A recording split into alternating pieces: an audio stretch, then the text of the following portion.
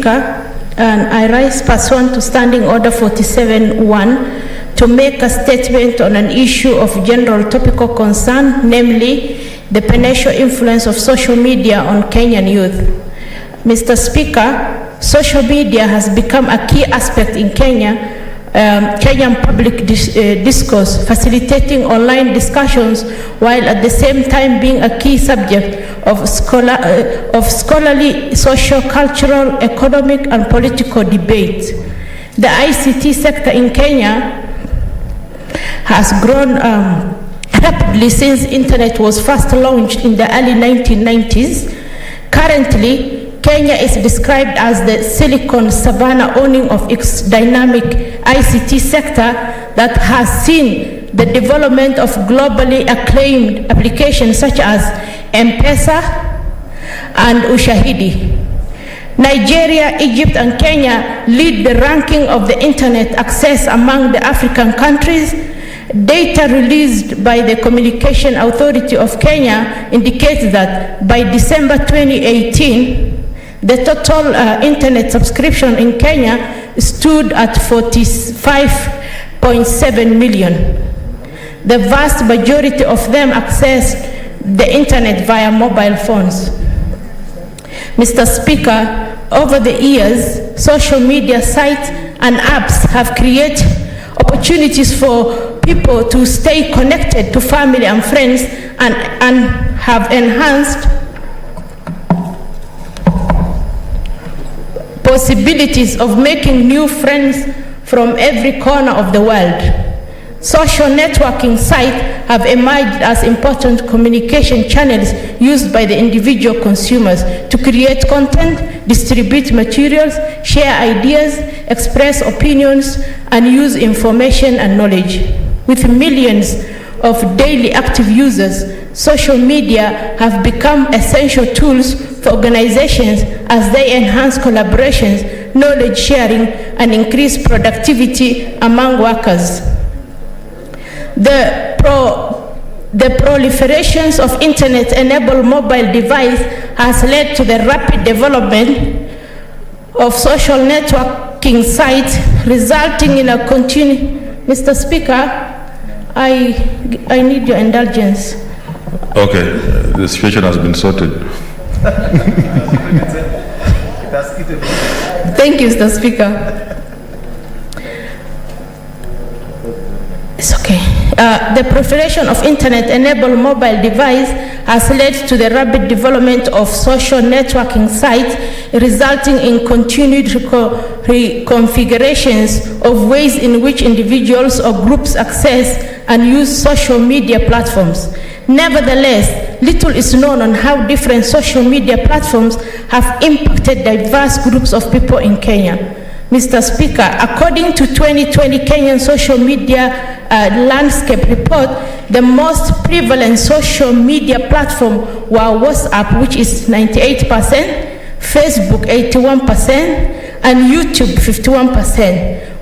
With new entrants such as TikTok, which is 8.8%, Telegram 15.5%, and Facebook Messengers 34.7%, rapidly being used among Kenyan adults, Mr. Speaker.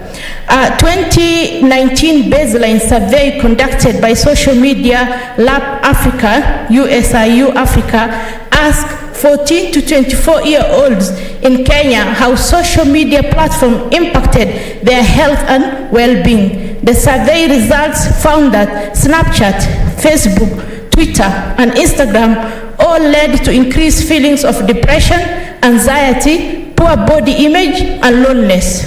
Because of their limited capacity for self-regulations and susceptibility of peer pressure, children and adolescents are at some risk as they navigate and experiment with the social media. Research indicates that there are frequent online expressions of offline behaviors such as bullying, killing-forming that have introduced problems such as cyberbullying. Other problems that merit awareness include internet addictions and concurrent sleep deprivation.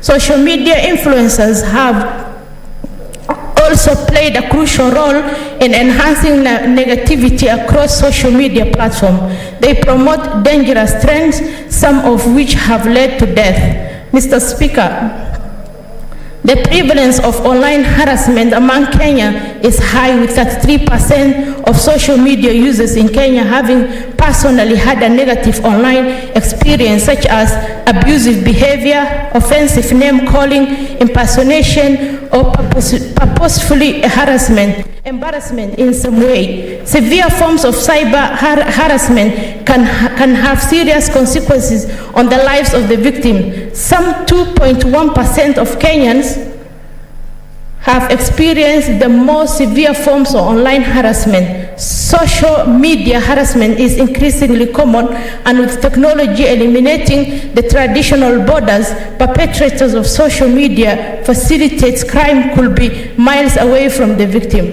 Social media facilitated crimes usually have dreadful real-world impact on victims.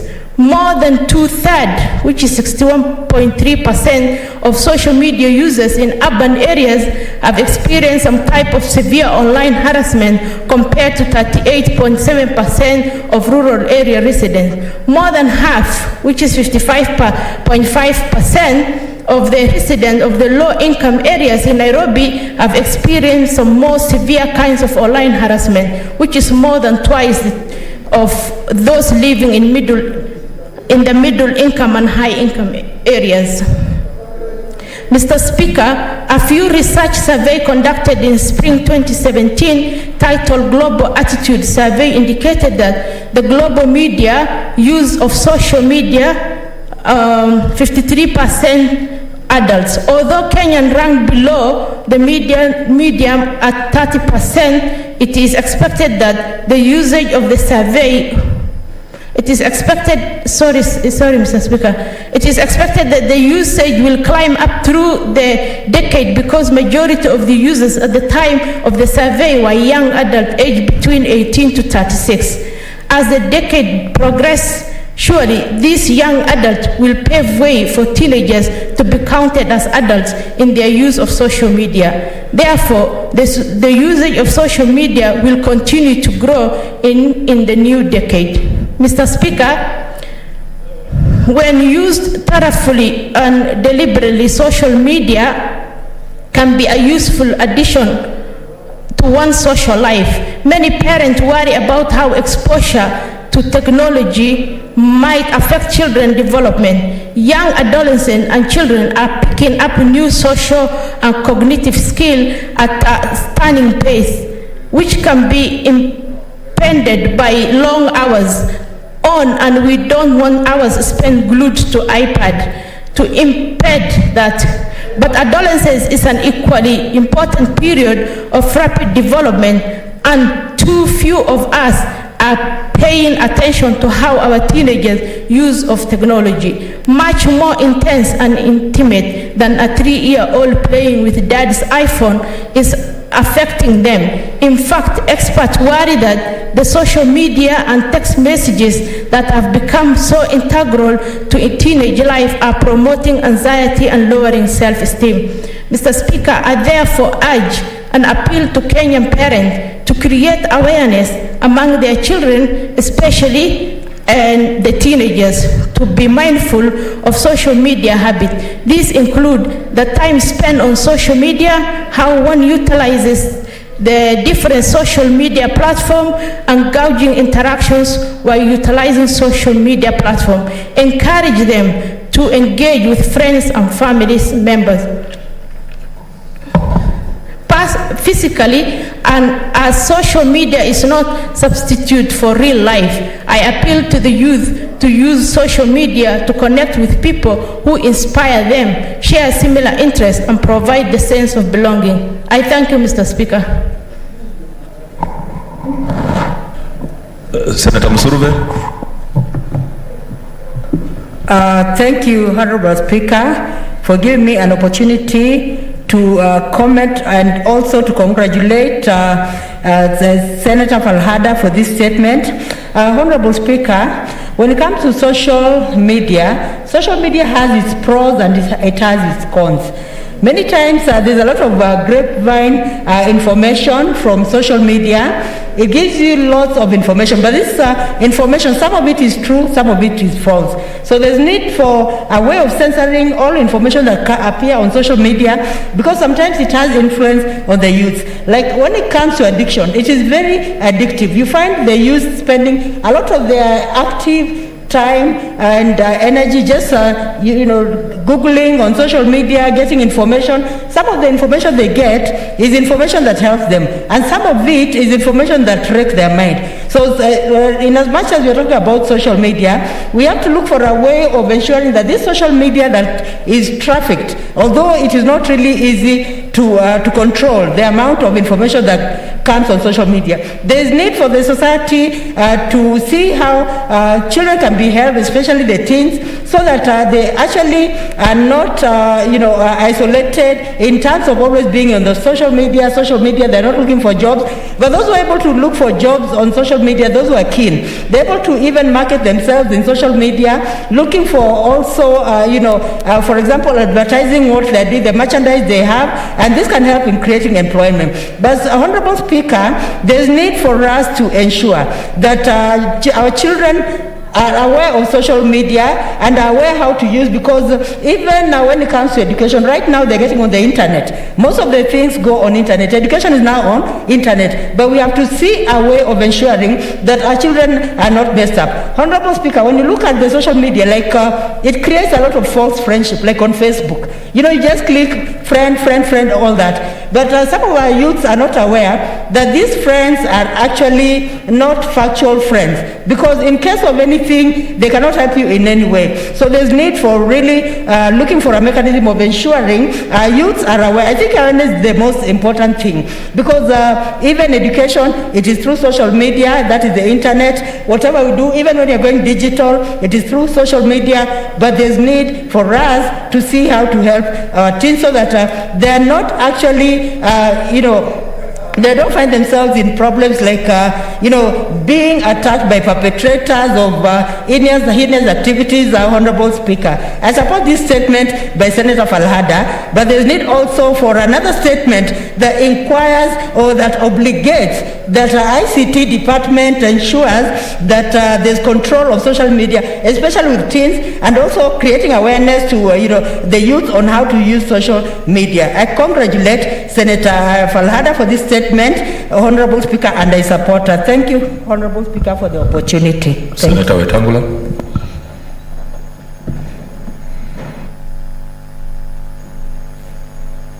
Thank you, Mr. Speaker. Mr. Speaker, I listened to the statement by the distinguished nominated senator, and it reminds us of the need to protect our society, especially innocent growing children. Mr. Speaker, you remember those who are in the last Senate, like the senator for Elgeyo Marakwet and Isiolo, we passed the cybercrime bill in this House, which was very comprehensive in the protection of society against cyber criminals. Because the people that Senator Falhada is describing, Mr. Speaker, are pure and simple criminals who use and take advantage of social media to corrupt morals, to pervert society, to spread hatred, and do all manner of things. We have seen, Mr. Speaker, even far and beyond in the United States, how President Trump tweeted himself out of office by constantly insulting everybody, using racist language and insulting anybody in sight. We have seen, Mr. Speaker, in this country, if you look at the walls on your phone, you find you have 3,000 messages streaming in one day, and there are just about 20 or 30 angry people abusing each other from morning to evening.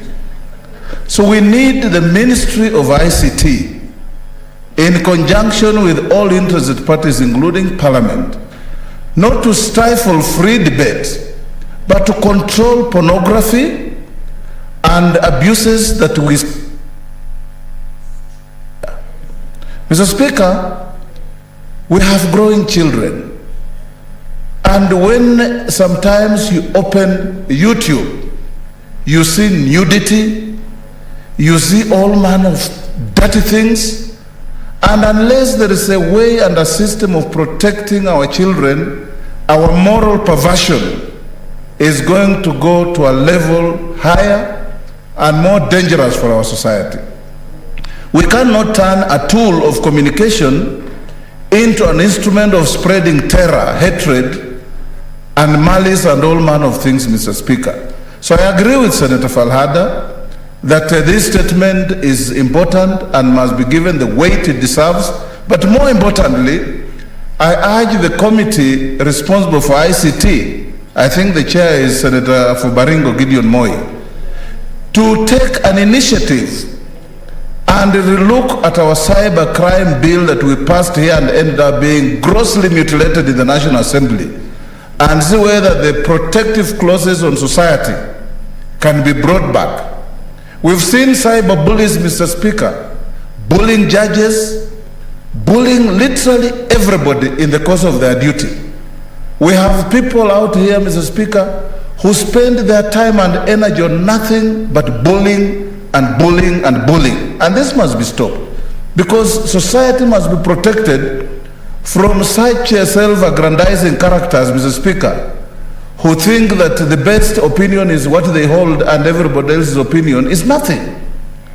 As we also use social media platforms for education, Mr. Speaker, we need a mechanism of protecting children, because we have seen cases, Mr. Speaker, when a certain teacher was telling me she opened up on the screen in her class of standard 3-4 children, and the first thing that came on screen was nudity. And this kind of thing, Mr. Speaker, is not good for any society. So let's, as a house and as a country, stand up and protect, especially our growing children. And even others who are responsible must be brought to order, the same way Americans brought Trump to order. Senator Cheriot. Thank you, Mr. Speaker, for giving me this chance. Mr. Speaker, I want to join the rest of my colleagues in agreeing and congratulating our colleague, Senator Falhada, who is slowly carving out a niche for herself as a digital senator. Last time she came before us with a statement on the effects of TikTok in our society.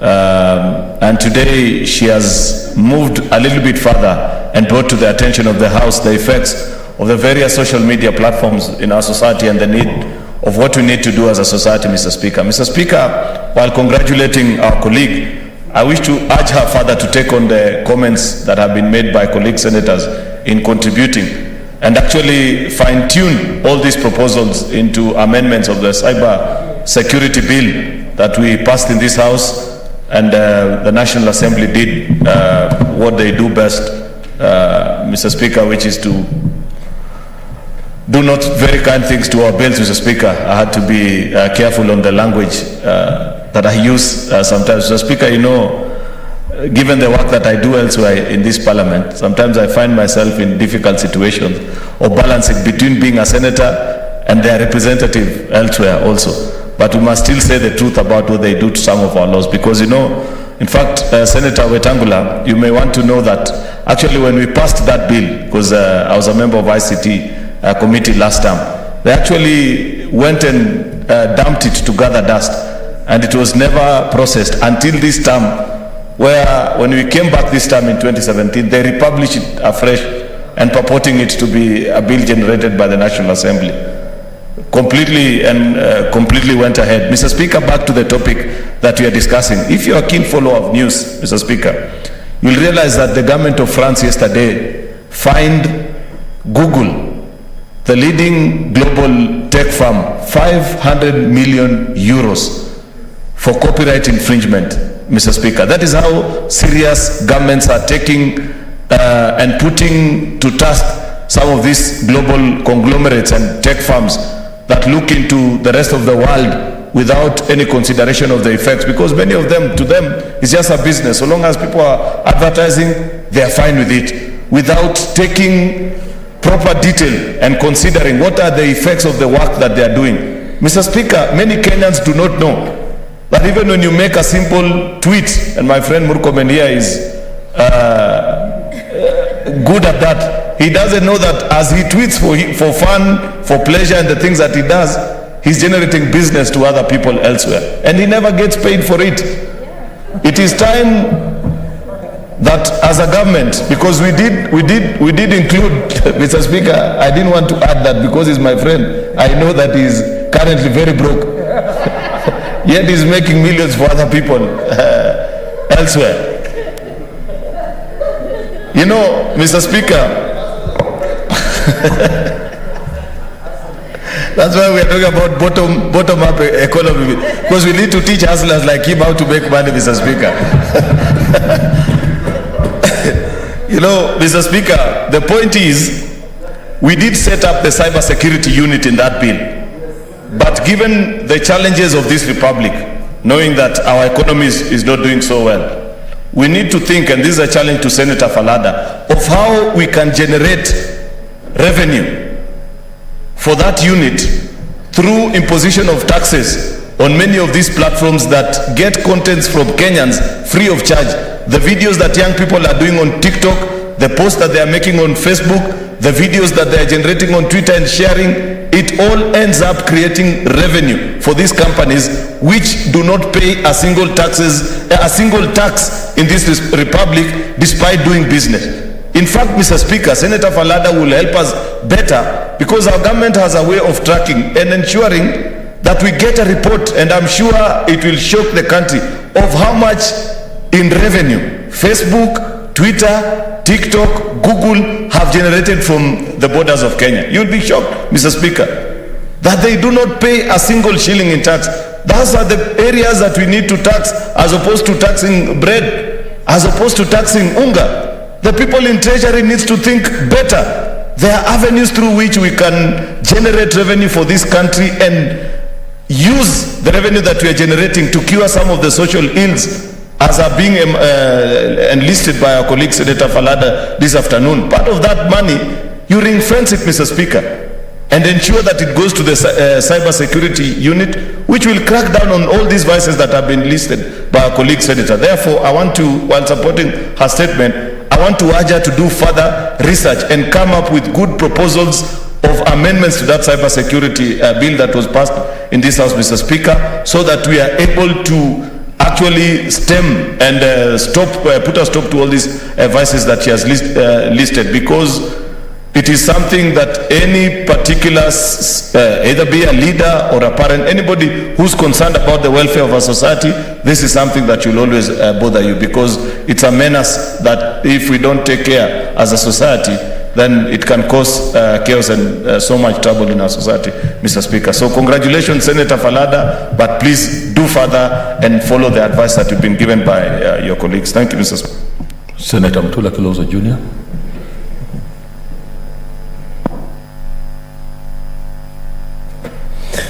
Thank you, Speaker. I support this statement. And let me correct something that Senator Wetangula and Senator Cheriot have said. Once we drafted the cybercrime law in the ICT committee, the National Assembly plagiarized that bill and then said it was not a matter concerning counties. So it actually never came here. Senator Cheriot and I and then Senator Mutai Kagwe were invited to NEC Japan, and the late Juma Boy, yes. What we saw there is exactly what Senator Cheriot is referring to, how to monitor cyber phishing. We were taken to a room of young people who were monitoring people who were attacking internet facilities in a room of young people only. And that is the proposal we had put in that bill. That proposal never saw the light of day because we do not monitor the cyberspace. While we cannot regulate the internet, Japan has a method of regulating and finding out who is saying what, who is from what place, and flagging the people who, like the former president of America, who are using the internet to either spread hatred or spew vitriol. Going into the election, Mr. Speaker, this will be a tool. The 2007 elections were funded by radio stations.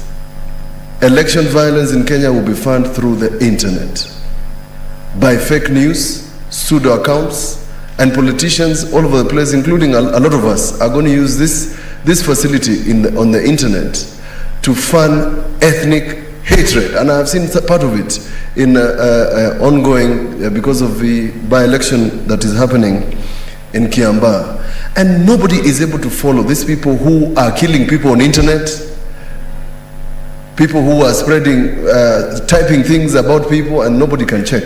Why? Because we have not that police monitoring unit that is supposed to identify you, because your phone has a specific identity.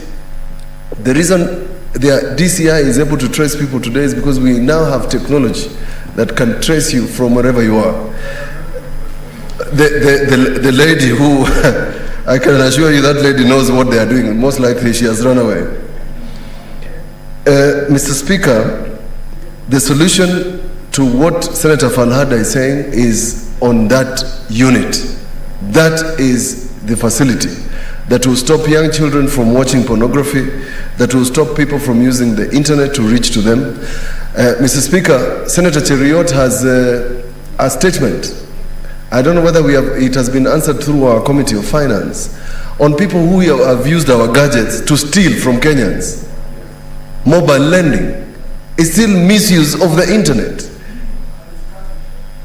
And therefore, Mr. Speaker, this is a serious issue. It goes from moral issues to conmen, to pseudo accounts, to a lot of things, Mr. Speaker. And those who want to defame people's characters now have found a group of people who are called bloggers, who are paid very little amounts of money to defame and besmirch the characters of people. And you have no recourse, because you cannot even sue these people. So, Mr. Speaker, other than what Senator Falhada said, it is important for us to find a framework where these companies that allow people to defame the names of people and to use the internet to spread pornography, that we can find them. That is the way to do it, Mr. Speaker, and I hope we can make some progress. The ICT committee, and Senator Wambua is here, should in fact take this matter up. Senator Falhada has brought this to our attention. We know what she is saying. We are affected by people like this. Senator Wambua and Senator Gideon Moi must take up this matter, because my concern now, other than the pornography, is that somebody somewhere is going to use the internet to spread hatred during the 2022 elections. And we can cause mayhem in this country if we do not monitor the internet. Thank you. Senator Onesimus Murkomen. We thank.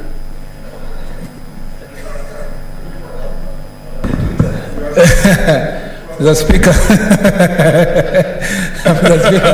the Speaker, when it comes to social media, the Speaker, I don't know why Senator Wetangula is so excited about my contribution, but first let me start by congratulating Senator Falhada, who has been, like Senator Cheriot said, consistent when it comes to raising issues of social media, issues of technology, and how it affects the youth and our children.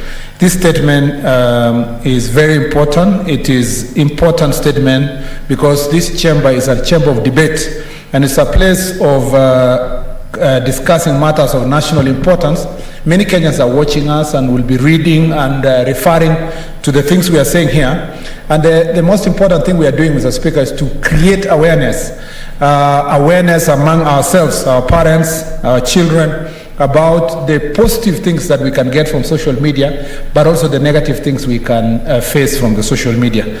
The Speaker, like Senator Cheriot said, I would be, without beating my own drums, Mr. Speaker, I'm the leading legislator on social media with a followership Yeah, with the followership, Mr. Speaker, with the followership of Mr. Speaker, 1.7 million followers on Twitter and nearly 400,000 on Facebook.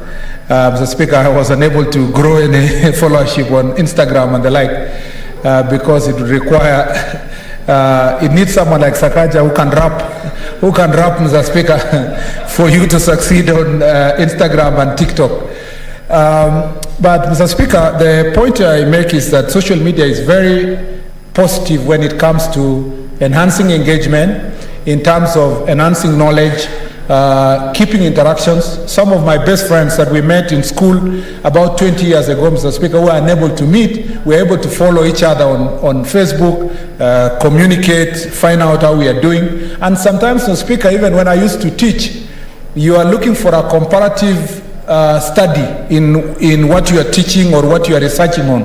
And Mr. Speaker, it becomes very easy to communicate to a friend who is in another country and ask them whether they have a journal article in the area you are researching on, or whether they have a book that was published in their country in recent past that can be useful to your research and study. Mr. Speaker, that is the positives we get from social media. We are able to manage our affairs, our businesses, our farms, Mr. Speaker, everything that we want to do. Even livestock nowadays, Mr. Speaker, are managed through technology and social media, WhatsApp, and so forth. Makes things very, very good. But we must be alive to the fact that, Mr. Speaker, the negatives are also there.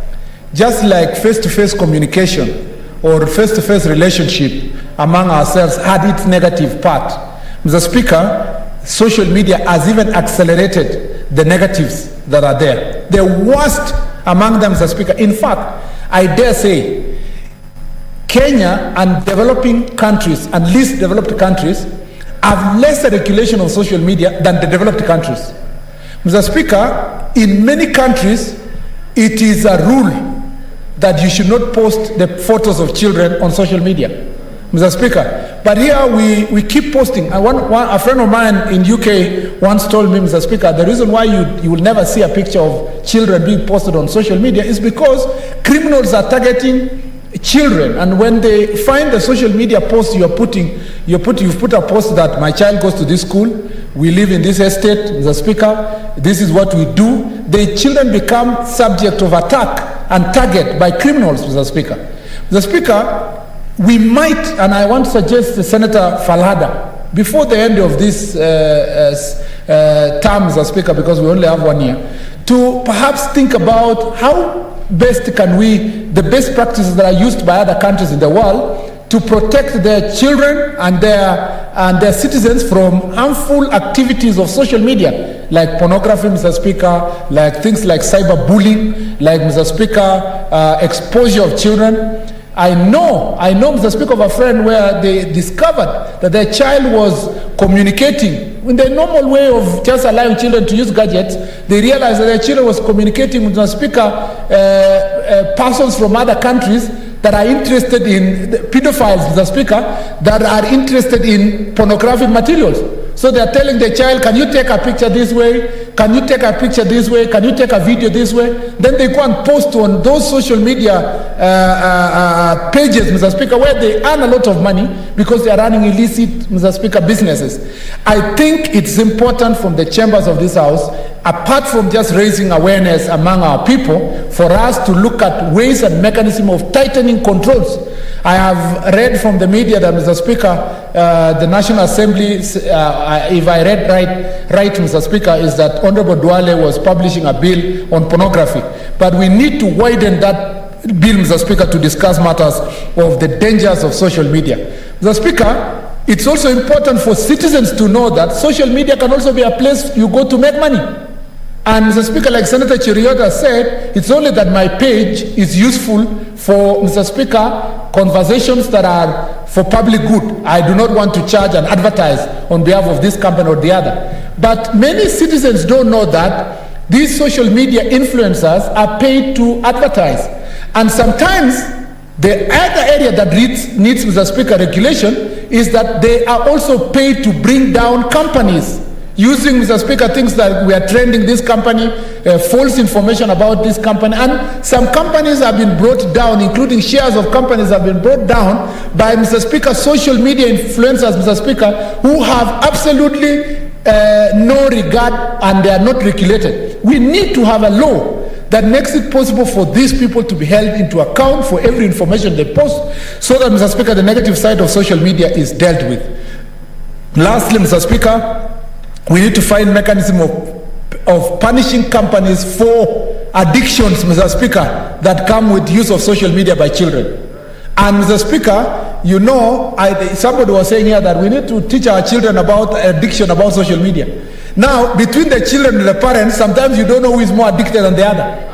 Mr. Speaker, because you will find the parents are busy with social media accounts, Mr. Speaker. The children are busy with theirs. Everybody is addicted. The children are learning from their parents. There is no conversation that we can have in our families. Mr. Speaker, these are the kind of things that we must take deliberate step, Mr. Speaker, to ensure that we raise resources.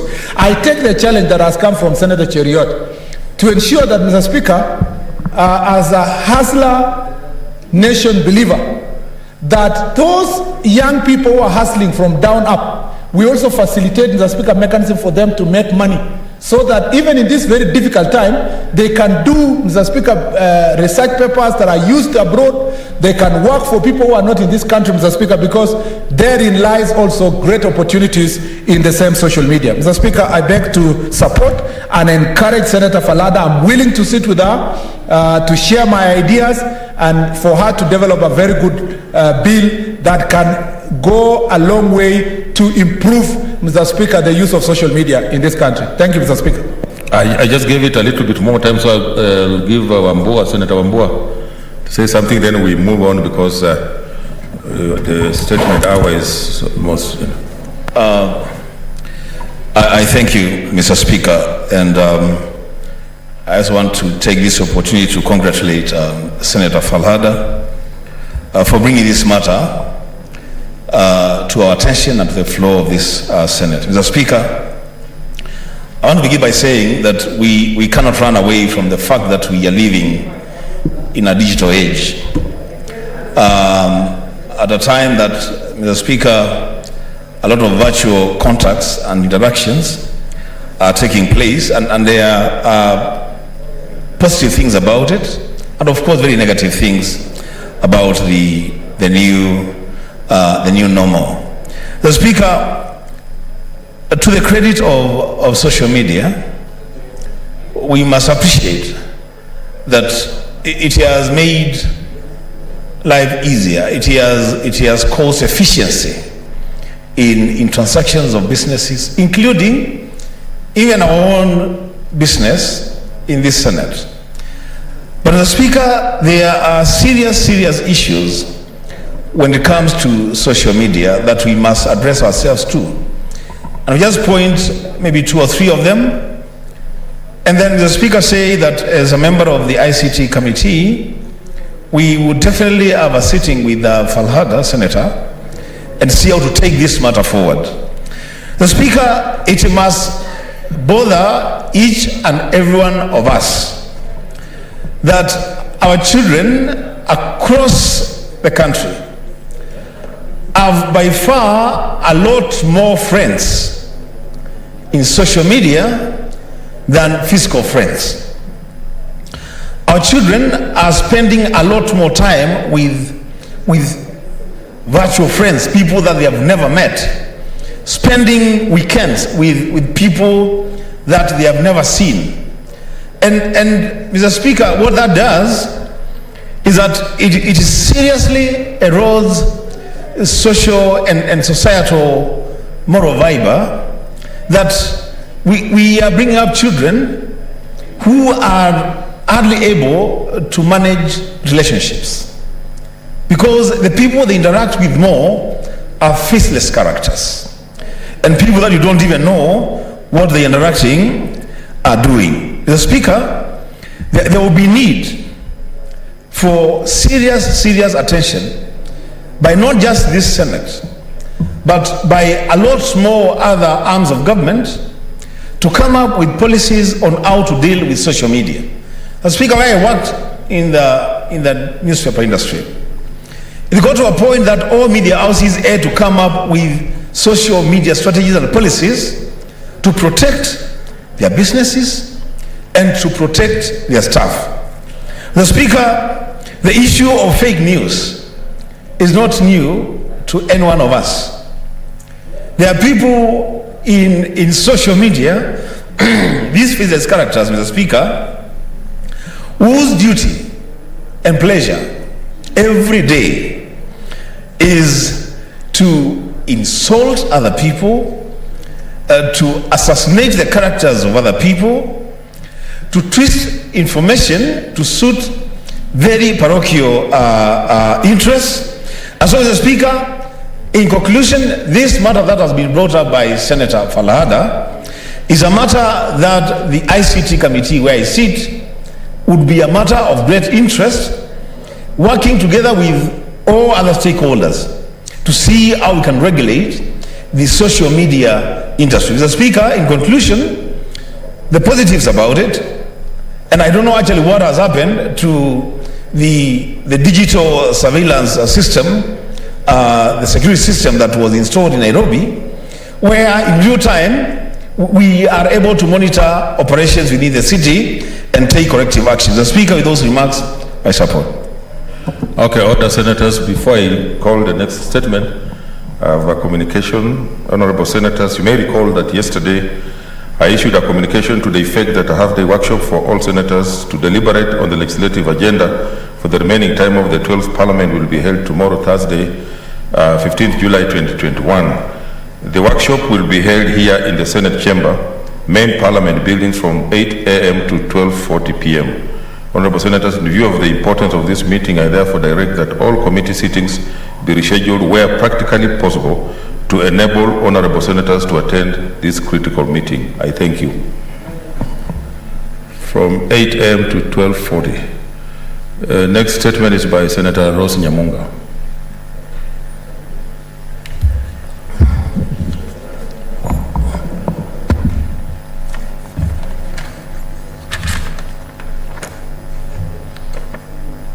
Mr. Speaker, sir, I rise pursuant to Standing Order 47-1 to make a statement on an issue of general topical concern, namely the insecurity menace caused by the border industry and the resultant effect on the economy. Mr. Speaker, sir, motorcycle business known as border has eased the transportation problem of connecting urban and rural areas in Kenya. The border originated from Uganda in the early 1990s and spread through Busia town to western Kenya and to adjacent towns. Subsequently, most towns in Kenya are crowded with borders. Mr. Speaker, sir, the industry has gained popularity in both rural and urban areas because of its ability to absorb many jobless youth, easing pressure on the government to find employment for its growing population. The issue of border service is even more prevalent in rural areas where public transport may not be so sophisticated and the roads are not well developed. Amidst loss of unemployment among graduates, the border industry is slowly emerging as one of the biggest drivers of the economy and the highest income earner in the informal sector. The industry has 1.4 million riders who collect an average of 180 million daily, which amounts to 27 billion every month. Mr. Speaker, sir, the border costs between 58,000 and 150,000 due to its affordability. Many youth across cities, towns and rural areas continue to acquire them. The Economic Survey 2020 shows border and tuk-tuk registration in the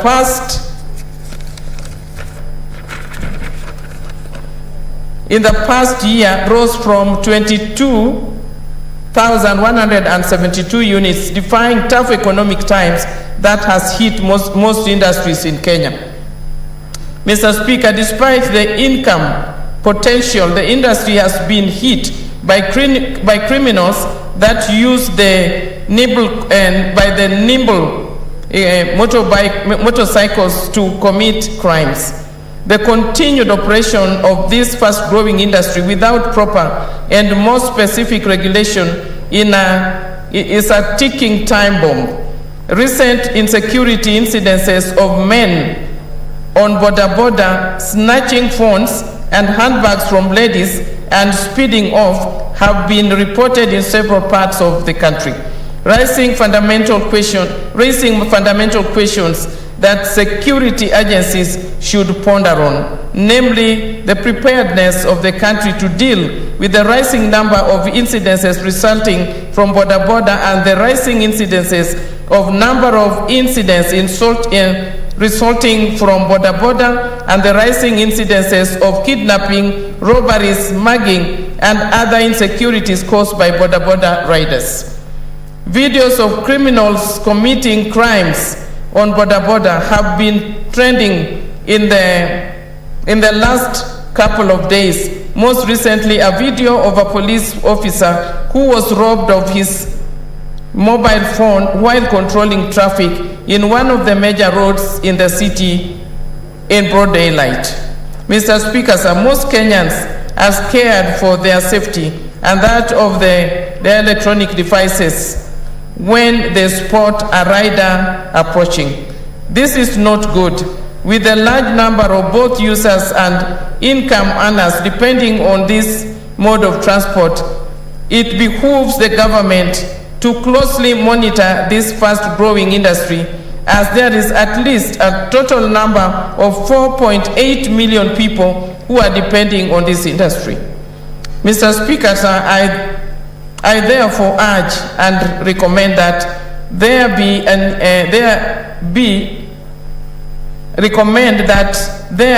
is need to amend existing pieces of legislation to safeguard the economic gains that this industry has achieved, as the country risks running down the gains the border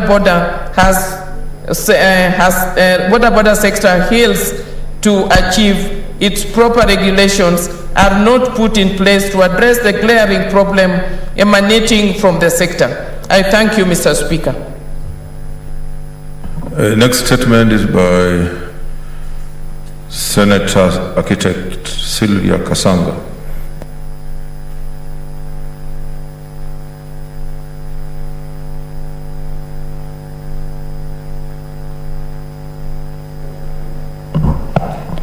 Thank you, Mr. Speaker. What's your point of intervention, Senator Cherargei?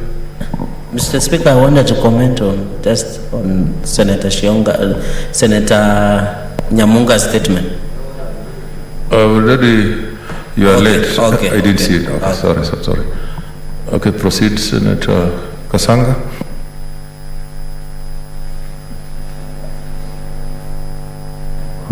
Thank you, Mr. Speaker. I rise pursuant to Standing Order number 47-1 to make a statement on the Kenya Mental Health Action Plan 2021 to 2025. Mr. Speaker, sir, Kenya was ranked 6th with the highest number of depression cases among African countries by a 2017 World Health Organization report. The report further stated that in Kenya, 1 in 4 people is likely to suffer from a mental illness. The Kenya Mental Health Policy 2015 to 2030 indicates that mental disorders have risen exponentially in Kenya. 20 to 25% of outpatients seeking primary health care present symptoms of a mental illness. Stigma and discrimination are a major barrier to the improvement of mental health and well-being of the population. It contributes to human rights violations of people with mental and psychosocial disabilities, and inadequate investment in mental health acts as a barrier to their inclusion in the community.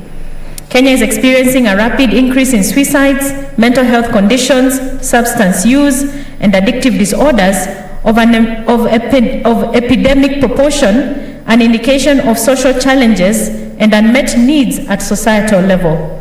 It is estimated that 50% of all mental disorders start at the age of 14 years and 75% by the age of 24 years.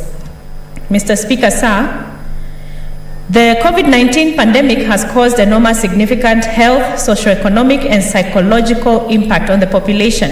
Hence, mental health and psychosocial support strategies and measures are critical in the short-term and long-term responses.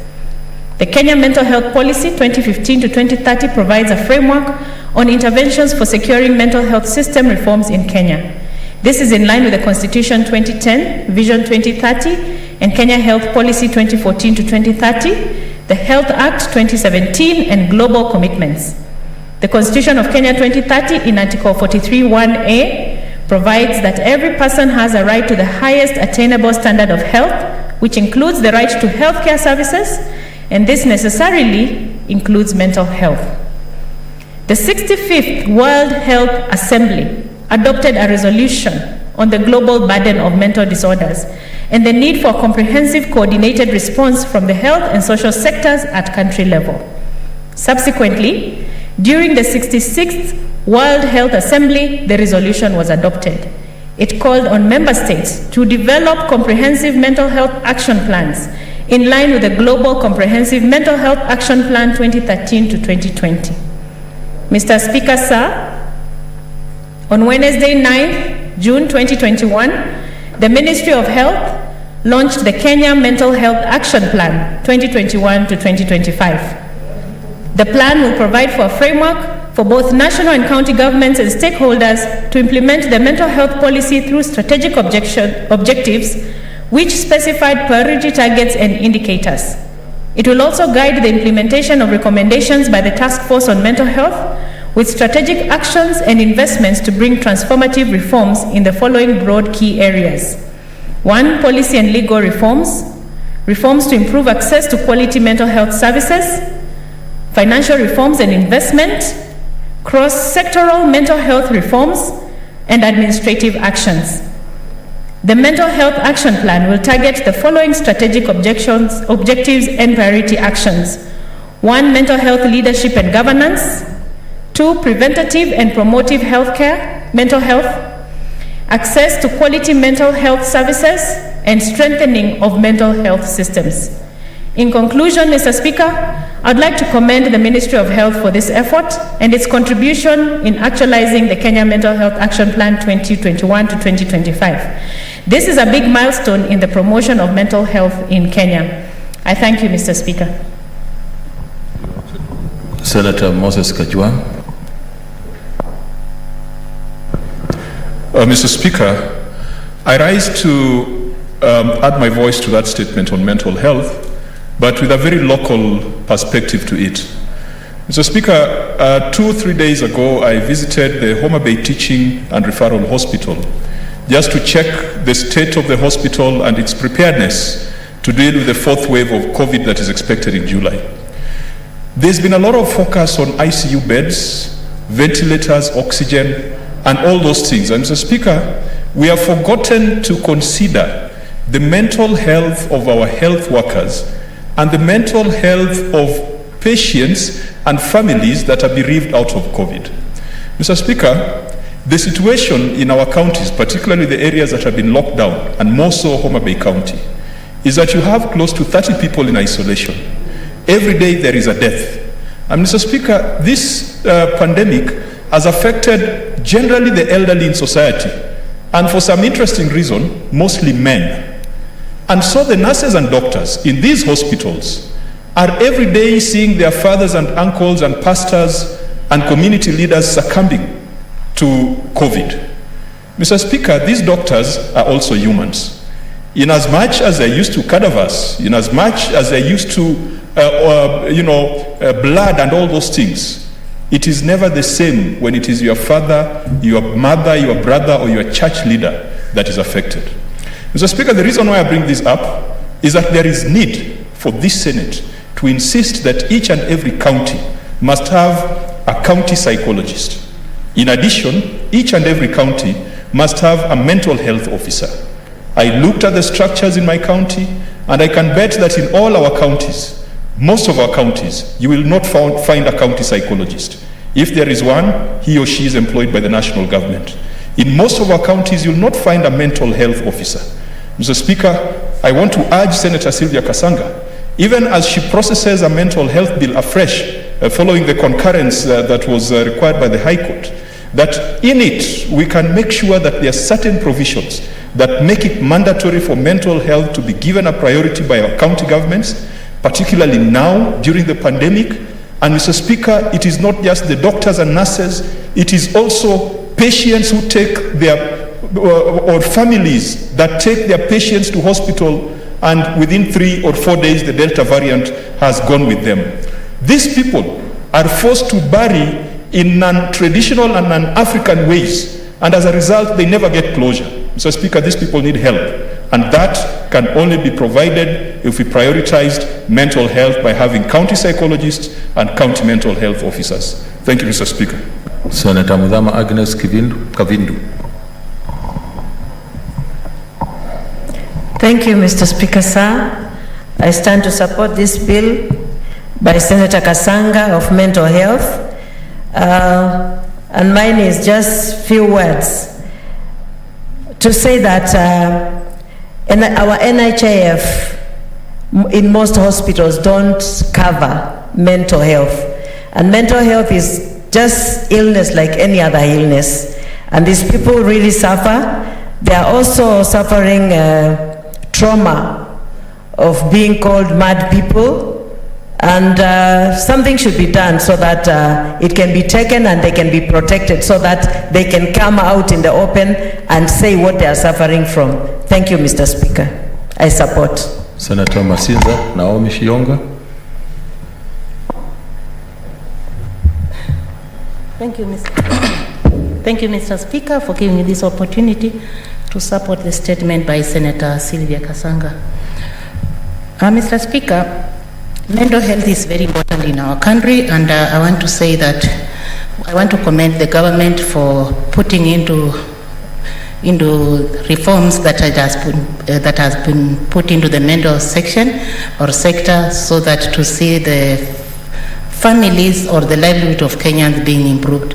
Mr. Speaker, when you look at many Kenyans, especially on COVID, when it comes to COVID-19 pandemic, many families have been affected, mostly, especially when it comes to mental health. And hence, when we put more allocation of resources, when we put budget and we prioritize the activities to do with mental health, then we shall be saving our livelihood, we shall be saving our families.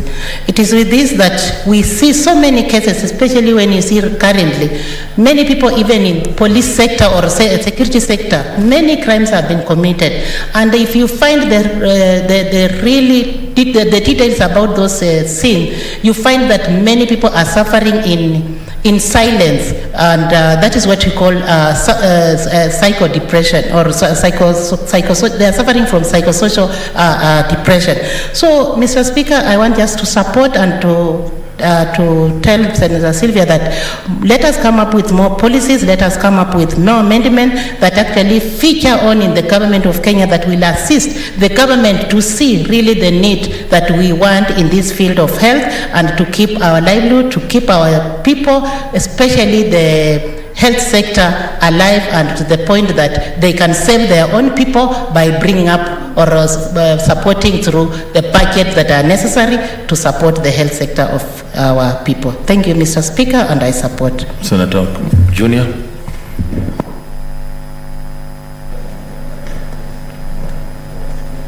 Thank you, Speaker. I rise to support. Rumor has it, and maybe Senator Kasanga can confirm, that all of us are suffering from mental illness. It's only some level, degree that varies. So you don't have to run at night like they do in Homa Bay to be a mental health patient. All of us are mental patients, health patients. So it's a pandemic of its own nature. I was reading an article recently of a very good friend of mine, of a young person who committed suicide for earning a salary of 18,000 shillings. And every other time I receive reports from my team in Makueni, one person or the other is committing suicide, killing their parents, etc., etc.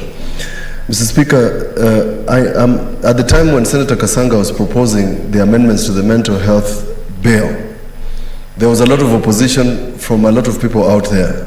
who thought that this is a matter we should not touch. Some people thought at some point that Mathare Hospital was a hospital for mental ill patients in Nairobi. It is now apparent, Mr. Speaker, that we need a mental health facility in every of the 47 county hospitals so that people can receive this sort of attention. What Senator Kajwang is talking about, psychological assistance.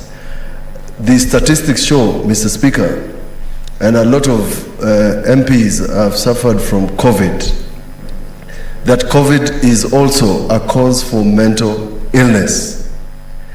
And this is a serious issue because the after effects of COVID, Mr. Speaker, is some element of derangement.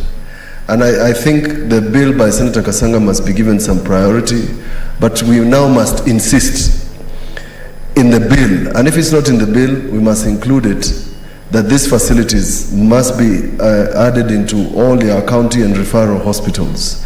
And in the case of Nairobi, we must expand the Mathare Hospital and remove the stigma that is associated with mental illness. Because as I've said before, the doctors have said that we are all suffering, all of us, including you here, from some form of mental illness. It's only a trigger that is left, Mary Senator, for you to discover that you're suffering from illness. And it's part of us, and we must live with it. The faster we tackle it, the better. I support. Thank you. Senator Mazayo.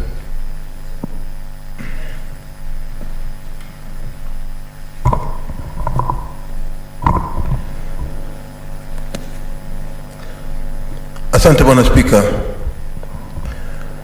Cha kwanza Bwana Spika, mimi nataka kumshukuru sana dada yetu Kasanga, Senator Kasanga Mulwa kwa statement yake hii.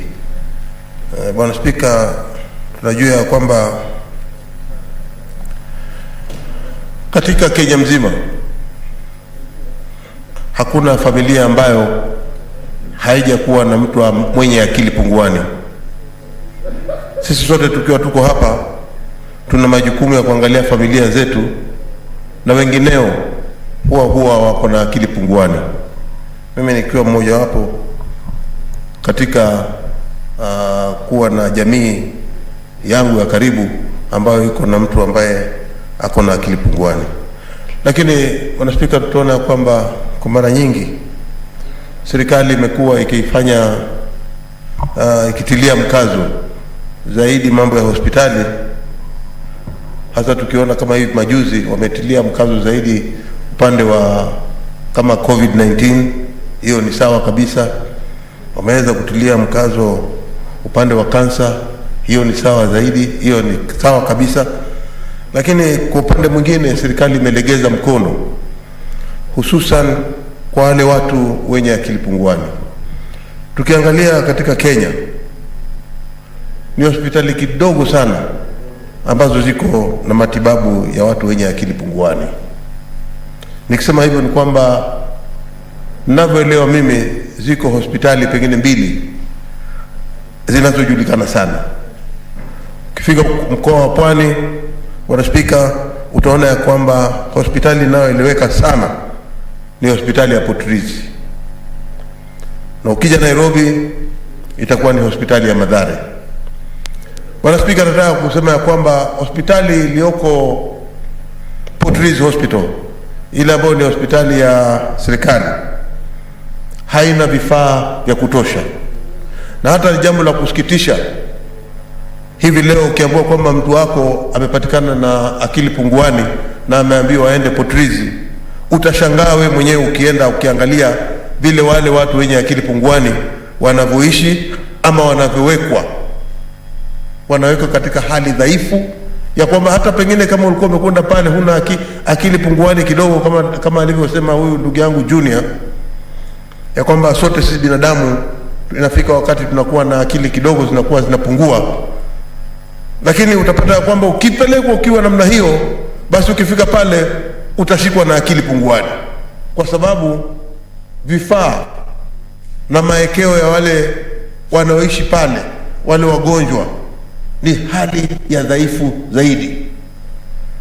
Naona ya kwamba ingekuwa vizuri Bwana Spika, ikiwa serikali itaweza kusema ya kwamba itachukua mkando wa mbele na kuona ya kwamba kila county ikiwa iko na uwezo, kama kaunti yangu ya Kilifi ambayo iko na uwezo wa kuweza kutenga mahali ambapo hawa wagonjwa wenye akili punguani wanaweza kuangaliwa kwa hali ya heshima na kuwekwa katika hali ya mahali ya maegezo ambayo yako na nidhamu. Bwana Spika, hiyo bill ama hiyo statement aliyosema ingekuwa vyema ikiwa utatiliwa mkazo na tuweze kuangalia kwamba hawa ndugu zetu ambao watakuwa wamepatikana na akili punguani na wamewekwa katika yale maegezo ya hospitali waweze kuangaliwa kisawasawa. Asante Bwana Spika. Senator Murkomen, na unajua vile ya kuuliza unabonyesha. Haya.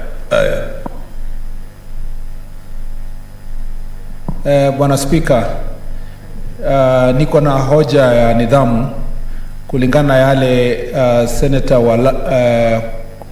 wa Kilifi, Senator Mazayo ile lugha ametumia Bwana Spika hapa, kwamba tafsiri ya neno mental health kwa kimombo ni kusema kwa Kiswahili, Bwana Spika, kwamba ni kuwa na akili punguani. Mr. Speaker,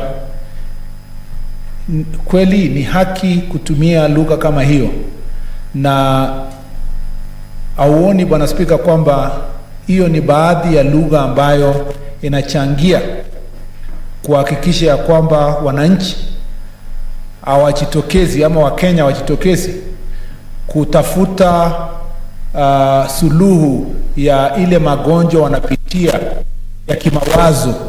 Ningefahamu Mr. Speaker, Bwana Spika, tuseme ya kwamba ni ugonjwa wa kimawazo, lakini tukisema huyu ni mtu akili punguani, ni kwamba ana upungufu ya kiakili Mr. Speaker, na ya kwamba watu wengi wataogopa sana hata kujitokeza kusema kwamba mimi ni mtu mwenye niko na akili punguani. Lakini ukisema mtu ako na ugonjwa wa kimawazo Mr. Speaker, ama lugha kama haya, ndio itaweza kufanya watu wengi wajitokeze kutafuta suluhu ya kimaisha. Bwana Speaker, inanikumbusha kipindi kilikuwa kinaitwa ubingwa wa lugha.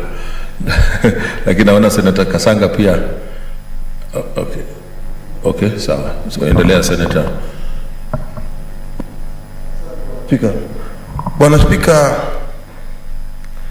kuna lugha ile ambayo unaweza kuitumia ikawa lugha ya fasaha, ambayo unaweza kusema ya kwamba yule ni mtu mwenda wazimu, na hiyo ni matusi kwa yule jamaa ama jamii ile iliyo na yule mgonjwa mwenye akili punguani. Akili punguani ni neno ambalo limetambuliwa katika kutumia lugha za Kiswahili ya kwamba mtu ikiwa akili yake haiko tamamu, basi anaitwa mwenye akili punguani, haitwi mwenda wazimu. Mwenda wazimu ni kumdharau binadamu. Ni kama vile ndugu yetu yule ambaye hayuko hivi sasa, ndugu yangu Maura, ya kwamba kuna majina tofauti tofauti tunaweza kumuita, lakini sasa tunamuita mtu mwenye ulemavu ule ambao hawezi kujisaidia, huwezi kumuita ni nguchiro, ambao ni jina ambalo unaweza kudharau mtu. Kwa hiyo ukitumia lugha fasaha ya mtu ambaye mwenye akili ambao haiko sawa sawa kabisa, unaweza kutumia lugha ya kwamba mwenye akili punguani. Ningependa tu kumfanisha kwanza ndugu yangu Murkomen ako sawa vile alivyosema, na mimi naona kiupande wangu pia niko sawa vile nilivyosema, lakini kilugha ya ufasaha ni kwamba hawa wenye akili ambao kidogo imepungua ni akili punguani. Asante. Yes, Senator Murkomen. Ingawa singependa Mr. Speaker kubishana na mwenzangu, kwa sababu uhodari wake kwa utumizi wa lugha ya Kiswahili uko juu kuliko yangu. Bwana Speaker, yangu ni ya kujifunza, lakini So mara nyingi Bwana Spika, tumesema ya kwamba kama vile bunge la kitaifa imefanya tayari ya kwamba ile standing orders yetu ibadilishwe ikuwe katika lugha ya Kiswahili, ndio sisi wengi wetu tuweze tukapata nafasi pia ya kujifunza kupitia hiyo standing orders. Lakini Bwana Spika, ningependa ndugu yangu Stewart Madzayo akubaliane na mimi ya kwamba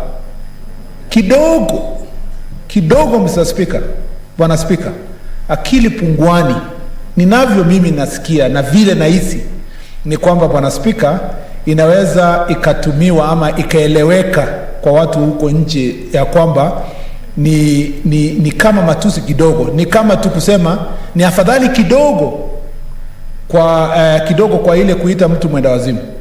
Ile lugha ingefaa zaidi, hata kama mimi sio mkuvunzi wa Kiswahili, ni kusema Bwana Speaker ako na shida ya afya ya kiakili, Bwana Speaker, ama shida yenye ama ugonjwa ya kiakili. Lakini Bwana Speaker, tukisema akili punguani vile sisi tunaelewa, ama vile tunasema ni lugha ya mtaa vile tunatumia hapo nje, itawezekana kwamba hakuna mtu atajitokeza kufika kwa daktari na kusema ana daktari ni tibu, niko na akili punguani. Asante Bwana Speaker. Ningependa nikomeshe mjadala huo kwa sababu inaonekana vile nilisema imeanza kuwa ni ubingwa wa lugha na ni nani anafahamu zaidi, lakini tumeelewa ni nini kinazungumziwa. Senator Madzayo, unataka Yes. Nataka kumsifu sana ndugu yangu Murkomen. Leo amejaribu na Kiswahili chake pia mimi nimekubaliana naye, lakini msimamo ule wa kisawasawa ni ule ambao mimi nilikuwa nimetangulia kusema, lakini yeye namsifu leo amejaribu sana. Asante Senator Sylvia Kasanga, you wanted to say something? It's just a point of information, Mr. Speaker, that it was actually brought to my attention by the chair of the Health Committee that in this current budget, and I think that is why I raised the statement to commend the current 2020 to 2021, where am I? 2020 to 2021, 2021 to 2022 budget, that actually we finally have budgets for mental health. And this is part of what the action plan that we were speaking on in the statement is highlighting. And I would really encourage members, if you just go to the website and see what part of the action plan is funding, it includes a new facility, a new national teaching and referral hospital, a new Mathare. Hopefully it will have a different name so that we can change the facility that is there. And I think that is a very big step towards the beginning of the reforms of mental health. And also just to inform this House that it is the work of this House. We've been champions of mental health, and this is, at least we can begin to see the strides towards having the reformations being done. So Mr. Speaker, I was just bringing this to the attention of the members, that we finally have a budget. And I'm glad that your communication is talking about tomorrow, because one of the questions they were asking me is that there's a budget now for a board, but they can't quite constitute the board because they don't have the legal framework for it. And they were asking how soon can the bill, become a law so that the board can be formed and they can start actually doing some work. So thank you, Mr. Speaker. Senator Imana Malaki, by virtue. Thank you, Mr. Speaker. I thought we are not connected. I've been raising my hand for a while and didn't get called. But I'm glad that you saw me, and now I'm going to comment on this statement about mental health. As my colleagues have said, mental health has got this poor connotation that if you are mentally sick, then you are less than a human being. And so the question of treating those people with respect arises that the person did not choose to be mentally ill. It just happened. And two, it seems to me we should be talking about education too. There must be doctors, there must be enough doctors in the country to deal with the situations like that. I've had an experience of a doctor that's available once a week. So that seems to suggest that there are not enough doctors that can deal with mental illness. So that means that some training must be put in account. Some money should be spent training doctors like that so that our people can get the service they need. Otherwise, many people are going to continue suffering just because there is not enough doctors to take care of that. So I want to say that education is an important component of this mental illness, and people should be treated with respect because they did not choose to be ill. Thank you, Mr. Speaker. Senator Professor Ongeri. Thank you, Mr. Speaker, for giving me the opportunity to compliment Senator Kasanga Mulwa for this very timely statement on the status of mental health. Mental health, although duped an illness, is a normal process in the status, in the health status. What's your point of intervention, Senator Shionga? Speaker, the Senator Ongeri has just said Senator Kasanga Mulwa. Do we have anybody by the name Senator Kasanga Mulwa? I thought we had Senator Sylvia Kasanga. Senator Kasanga Mulwa is somebody I used to hear some years back. I don't know. Okay, you made your point. Senator Professor Ongeri, I guess that was a slip of the tongue. Mr. Speaker, I believe Mulwa Kasanga is the father of Senator Sylvia Kasanga, and that should settle the matter. And I don't think it was meant in any manner. If anything else, it was accorded the highest respect from an elder like me, referring to a daughter who's next to me here, and I want to thank you. So, Mr. Speaker, on a serious note, many people have duped mental illness as a disease that you must be confined to solitary confinement. And this has been a misnomer and of the type of the disease that we're dealing with. 80% of Kenyans are mentally ill. They are mentally ill because they have a problem which is bothering them. It may be financial, maybe marital, maybe because of the children not having school fees to go back to school, or maybe indeed some problems at work, or some problems in some other places. And therefore, Madam Speaker, one of the things that has been a big problem for this nation is for being people duped that they now are psychologically affected, and therefore need to be confined and restrained in some of the mental hospitals, Mathare Hospital, for instance. Let me assure you this House, every one of us, including members of the senators here, you've gone through a crisis of one form or the other. And you've gone through a mental depression in one form or the other. And this is the everyday exercise that we find ourselves in. And therefore, we should now treat this as a normal occurrence, which happens like any other cold or like any other infection that may be in the body. And we must be able to distinguish the difference between those who are pathologically sick and therefore need some level or higher level of standard of treatment than those who are just suffering because of disturbances in their mental psyche, in their mental upbringing, because they cannot be able to put in the context of the society in which they live in. And therefore they find themselves slightly disoriented. That's why one of the major recommendations that must always happen is that this must be an integrated service within the normal health service provision within the country.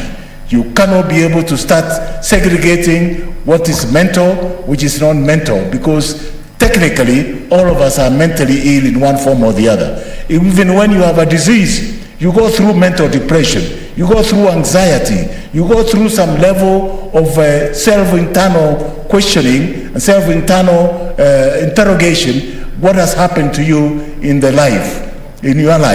And therefore, this policy, I'm glad, one of the major areas, and I believe the major policy will have an arching policy where all cases that have some level of mental sickness or mental illnesses will be able to go through the normal hospitals, the county hospitals, the national hospitals, and then only then those who are acutely ill, who have a pathological process that gives an acute psychological problem that can then be separated and be treated, and the underlying cause taken care of without any much ado. And I think this is the most important part of this, and I'm happy, therefore, that we must provide mental leadership, and this policy must be adhered to so that you don't start discriminating people who are sick in one form or the other. And I think for me, it's critical that we do accept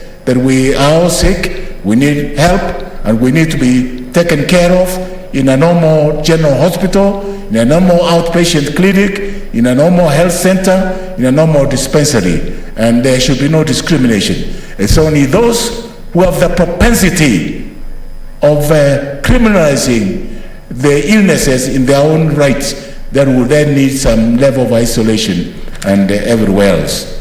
And I'm happy that this is largely a preventable condition.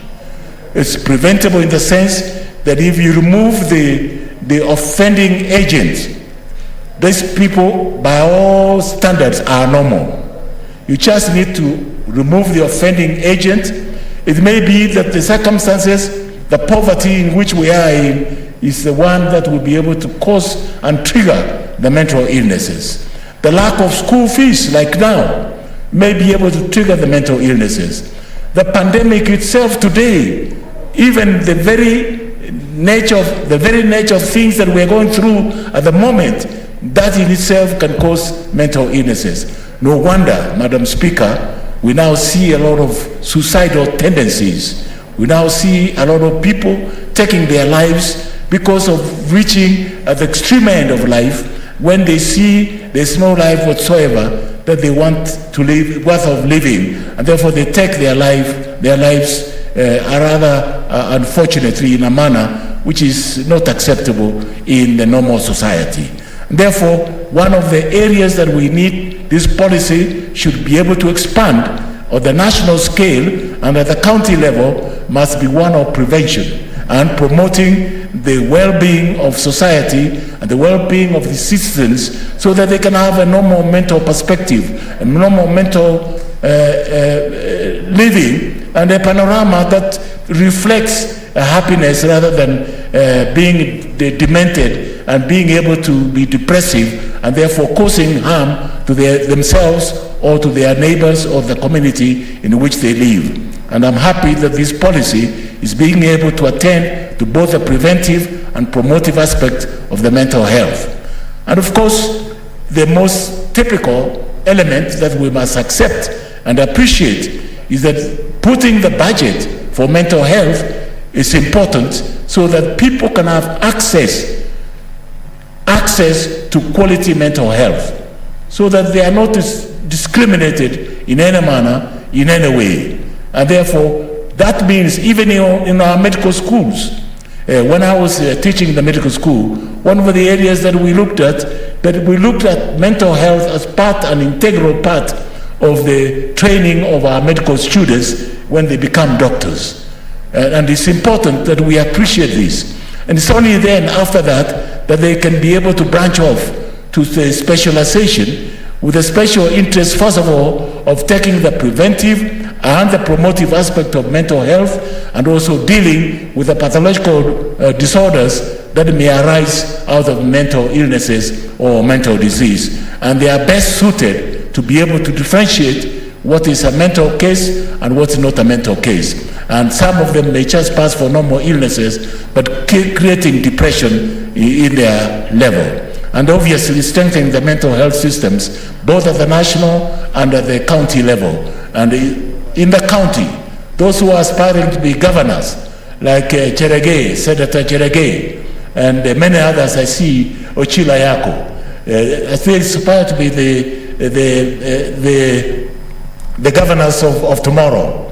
I think it's important that we take note that mental health is within the society in which we live, and you must make provisions in your budget to be able to take care of the basic mental illnesses that are treatable, that are preventable, and therefore cause no more headache to anybody. It's just like a cough or flu, or like we've seen societal pressures, that if you remove the poverty element, the poverty index amongst our people, therefore access to services is easily achieved, you will see some of these depressive elements of patients relieved, and therefore the burden of disease and the burden of attending the outpatient clinic will be immensely reduced. Therefore, I thank Senator Sylvia Mulwa for bringing this statement to awaken us that there is now a policy 2021-2030. It's a very robust policy. That policy provides that we must treat mental illness like any other normal illnesses in life. That policy provides that there is both the preventive and promotive aspect of mental health, and therefore they need not be isolated.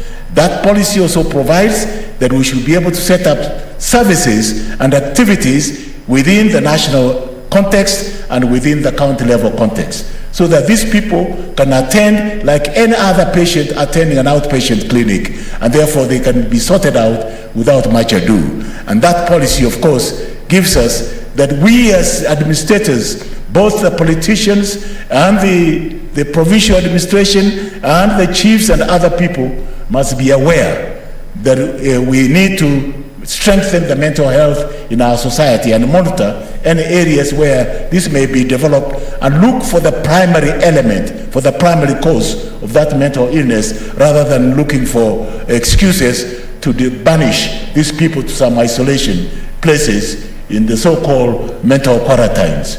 And this is very unacceptable in the modern medical science, that everybody is sick and everybody needs help, and everybody can acquire that help when it's properly channeled. I thank you, Madam Speaker. That brings us to statements under 47.1. So we move to the next statements on 48.1. Petronilla Were is not there, so we defer that one. She's online. Fine. Then Petronilla Were.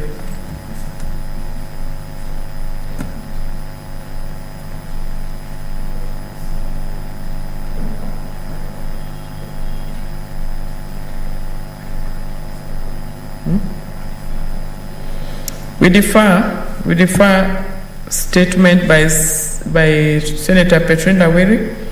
The next one is by Nandi Senator Cherargei.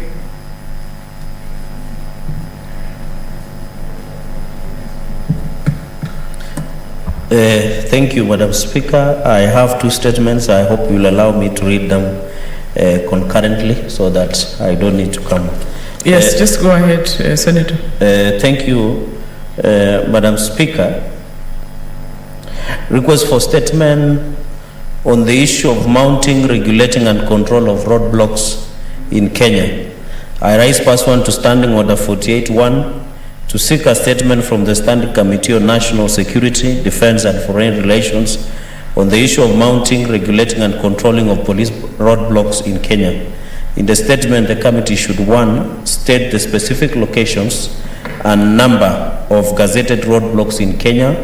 Number 2, investigate why Kenya Police Service has mounted many roadblocks along the major highways, especially along Eldoret, Nakuru, Nairobi Highway. Number 3, provide the names of other state agencies mandated to mount roadblocks in the country and state their specific locations. Number 4, outline the criteria used in mounting roadblocks along the highways in the country, giving reasons why the police erect roadblocks on rural access roads and on tarmac roads. Number 5, Madam Speaker, state whether the Ministry of Interior and national coordination of national government is aware of roadblocks mounted along Eldoret Kitale Highway, around Matunda and Moy's Bridge towns, where the police allegedly collect bribes and harass road users that, Madam Speaker, allegedly that you pay 2,000 when you are stopped, but when you enter into either of the cells of either Matunda or Moy's Bridge police station, you allegedly have to part with 5,000 Kenya shillings. Madam Speaker, and finally, outline the measures, if any, that the Ministry of Interior and Coordination of National Government are put in place to ensure that the road users are protected from such harassment by rogue police officers in our roadblocks that have been mounted across the country. Secondly, Madam Speaker, request for statement on the Teacher Service Commission interviews for promotion and employment. Madam Speaker, I rise pursuant to Standing Order 48.1 to request for a statement from the Standing Committee on Education regarding the failure by Teacher Service Commission to conclude the interviews and for promotions and employment. Madam Speaker, in the statement, the committee should, one, state the reasons why the Teacher Service Commission has failed to conclude the interviews for promotion and employment in Nandi County, an exercise that was conducted between 8 to 19 February 2021 at Teacher Service Commission county offices countrywide. Number two, explains the reason behind the failure by the Teacher Service Commission to employ curriculum support officers in Nandi County, yet interviews were conducted for the same positions in the county.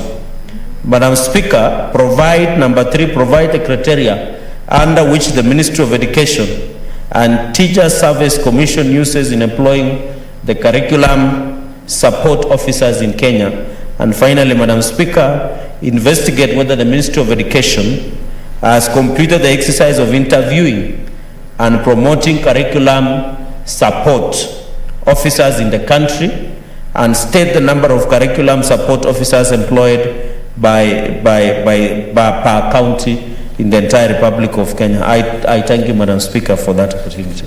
Thank you, Senator. No, we are not commenting on those ones. We refer them directly to the respective committees. 3 minutes, yeah, go ahead. But it's only one, we are only allowing that one. I'm sorry. Madam Speaker, in fact, I was hanging here because I wanted to make a comment on the first statement by the distinguished Senator for Nandi, the issue of roadblocks. Madam Speaker, this is probably the country with the highest number of roadblocks anywhere. I have counted, Madam Speaker, on one occasion from Eldoret to Bungoma is 98 kilometers. And I counted 14 roadblocks in 98 kilometers. Every single turn, you enter in Turbo, a little town, a market. As you enter Turbo, there's a roadblock. As you exit, there's a roadblock. And all these roadblocks, Madam Speaker, are toll stations. And we need, as a House, Madam Speaker, to send a clear message to Minister Matiang'i and the IG that we need a better management of our roads. Because the problem is not the Minister of Roads, it is the security sector. Madam Speaker, I remember when I was your foreign minister, the president of Rwanda came to Kenya and said he's contemplating using the port of Dar es Salaam, despite the distance, because of the number of roadblocks from Mombasa to the exit in Malaba. And at every roadblock, the exporters and importers of Rwanda are paying money, making business extremely unbearable and expensive. We want to urge, Madam Speaker, as the distinguished senator has raised, that it is good to have roadblocks where necessary, either to battle crime, we want to arrest a wanted person that you know is coming through this route and so on. But it can't be routine that everywhere you go, they're checking your insurance. The next one is checking your brakes. The next one is checking something else. And in fact, Madam Speaker, you will be surprised that all these transfer traffic trucks, they are given a special envelope to drop at every roadblock. We must stop this. ESCC must come in this, NTSA must come in this, and the Minister for Security in this country must bring to order these disruptions. Because, Madam Speaker, I say this because we care for this country. If we are losing our trading partners because of our misbehavior on our roads, it affects our economy. It affects everybody. When Uganda starts looking for a route to go to Tanga, when Rwanda and Burundi want to go to Tanga, a friend of mine who has just come back from Congo, deals in oil, tells me the Congolese find it better to do an extra 800 kilometers from Beni, Bunia and Goma to Dar es Salaam than to come to Mombasa because of our roads. Not because the roads are bad, but because the roads are badly managed and mismanaged by our enthusiastic and corrupt-leaning security agencies. This is not good for the country, Madam Speaker, and I thank you for giving me an opportunity to augment what Senator Cherargei has said. It is a matter of grave concern, and we need to deal with it.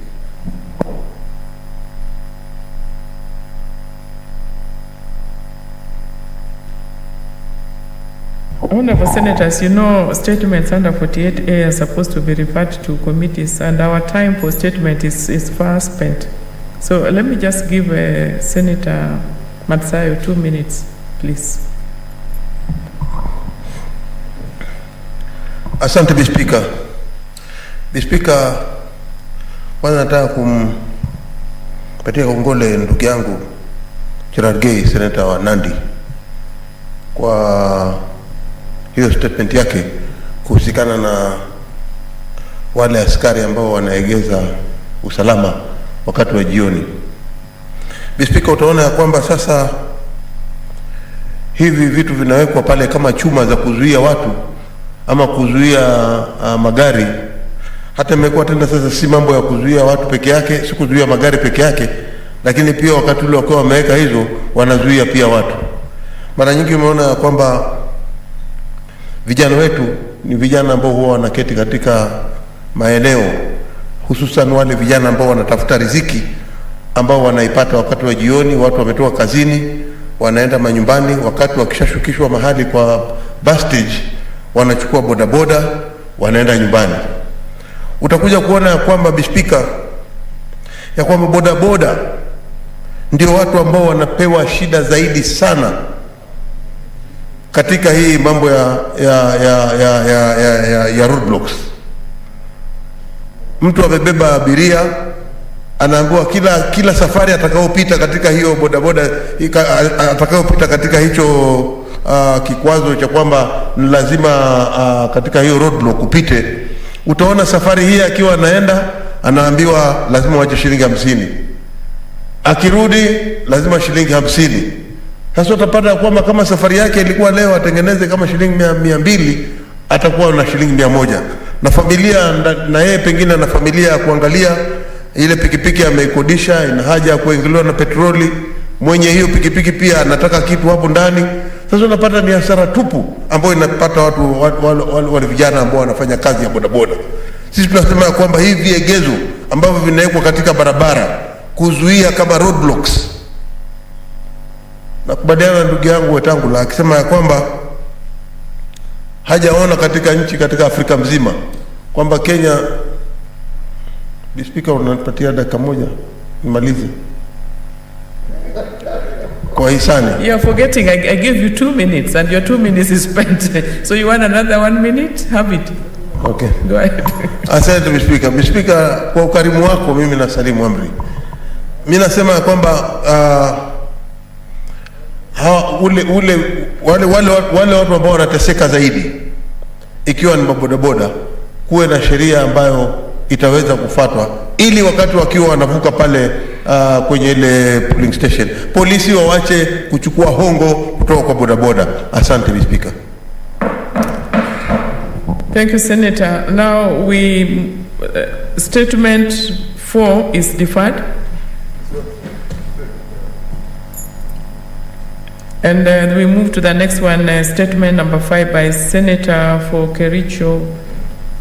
Senator Aaron Cheruiyot. Madam Speaker, I rise pursuant to Standing Order number 48-1 to seek a statement from the Standing Committee on Justice, Legal Affairs and Human Rights Committee on the closure of Kericho law courts. In the statement, Madam Speaker, the committee should one explain the circumstances which led to the closure of Kericho law courts on the 5th of March 2021, thus denying the residents of Kericho County and public in general the much needed court services. Number 2, outline the interim measures, if any, the judiciary is taking to ensure the criminal matters and other urgent matters are handled so as to minimize disruption in the service delivery and guarantee access to justice and as provided for in Article 48 of the Constitution of Kenya. 3, provide an update on the construction of Kericho law courts and the plans, if any, that the judiciary is putting in place to increase the number of law courts in Kericho County. And finally, Madam Speaker, state when the Kericho law courts will be reopened. Thank you.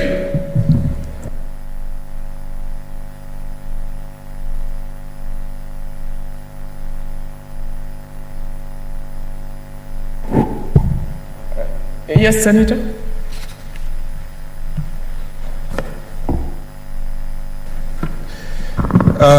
Madam Speaker, the issue of Kericho law courts has been a thorny issue in that region, in Kericho, and for all practitioners in the South Rift. Mr. Speaker, the Law Society chapter in Kericho, Madam Speaker, have been petitioning the Judicial Service Commission to take action, and a lot of outcry has come from lawyers, litigants, citizens from that area, Madam Speaker, because you can imagine the closure of the law courts from 5th March 2021 up to now, and the backlog that has ensued as a result of the same. The information I have is that apparently the Kericho law court itself building was condemned by government officials responsible for oversighting buildings in the country. And you can imagine people who have petty offenses related to, Madam Speaker, small, misdemeanors. And they are all being held in remand because they don't have 500 shillings, 1,000 shillings. People who, if they had gone to court, some would have been sentenced to community service, some would have been asked to pay 500, 1,000 shillings or something of that sort and be freed. Now these people are being denied their rights under Chapter 4 of our Constitution, our Bill of Rights. I think this is very serious. I hope Senator Mogeni, who is a senior counsel, will take this thing very seriously with the Committee of Legal and invite the JSC.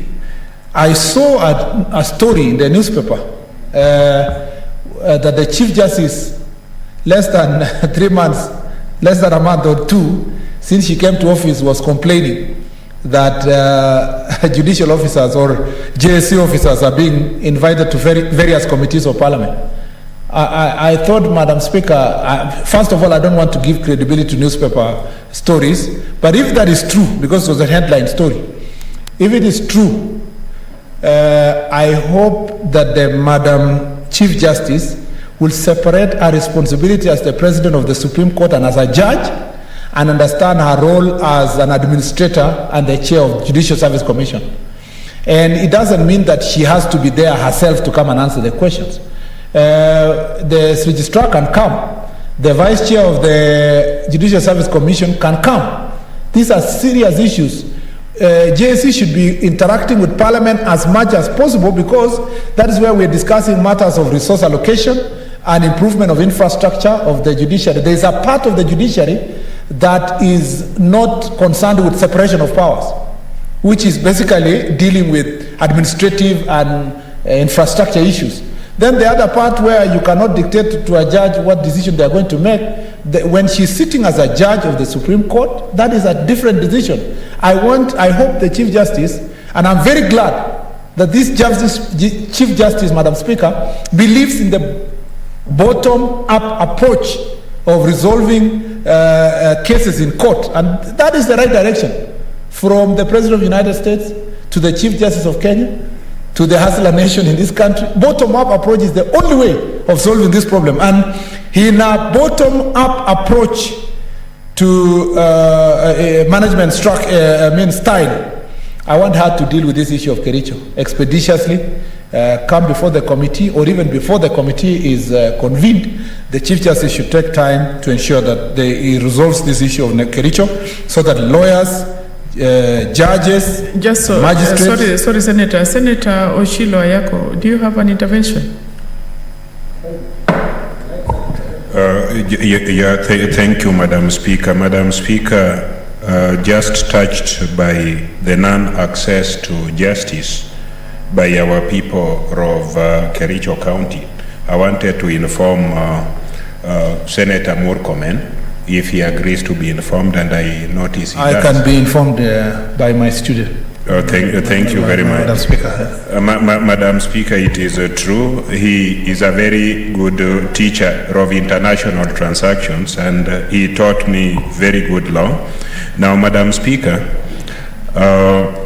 the judiciary, particularly insofar as they believe in their independence, must create a platform for judicial accountability. It does not mean that they are not autonomous when making judicial decisions. It means that they must be accountable to the general public of Kenya by telling the people of Kericho County how and when they'll get justice. We are not asking them as an institution that they must decide cases in a particular way, but they must tell us as taxpayers and as representatives of taxpayers how judicial services will be accessed. So I think, Senator Murkomen, I would like to inform you that you must amplify that point. That point is sound. That point is good. All of us need to access justice, because without justice we can be bestialistic, we can be bestial, we can be very bad to one another. Thank you, Madam Speaker. Madam Chair, Senator Ochilo Yako was such a bright student in my class, to the extent that, Madam Speaker, sometimes he would assist the lecturer in sharing very important information in the class. And as you can see, he does it so gently without announcing to the whole world that he went to Alliance. So, Madam Chair, I totally agree. I totally agree that this is an issue that should be done, and we should have more interaction with JSC as parliamentarians. Senator... I'm concluding. No, there is an intervention by Senator Faria. Thank you, Madam Speaker.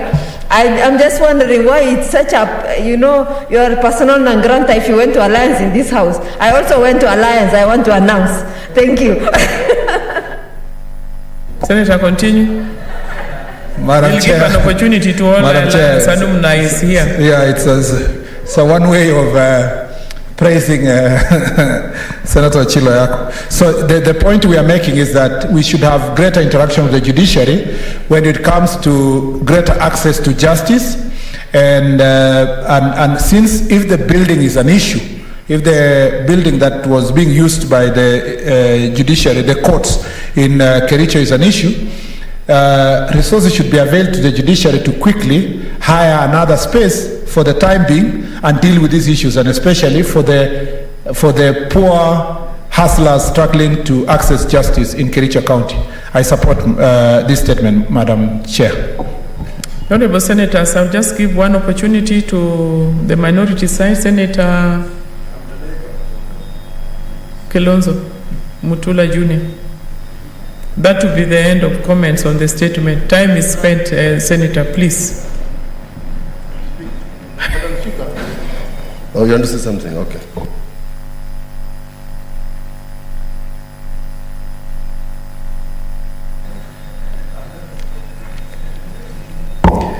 Madam Speaker, that issue raised by Senator Cheriot actually bothers me a little. And it cannot be right that a court can be closed and condemned since March of this year, and an alternative has not been done, has not been provided.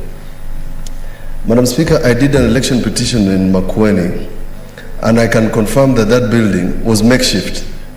The people of Kericho should not be denied justice simply because a building has been condemned. And while at it, I want to confirm to Senator Murkomen that the letter written by the Chief Justice to the two speakers, out of the 5 summons mentioned in that letter, 3 are from the Senate. And I respectfully disagree with that letter. Because under the Constitution, we have a right to call any person, not even 125, any commission, any independent office. We can call them to the Senate and ask for a report on anything.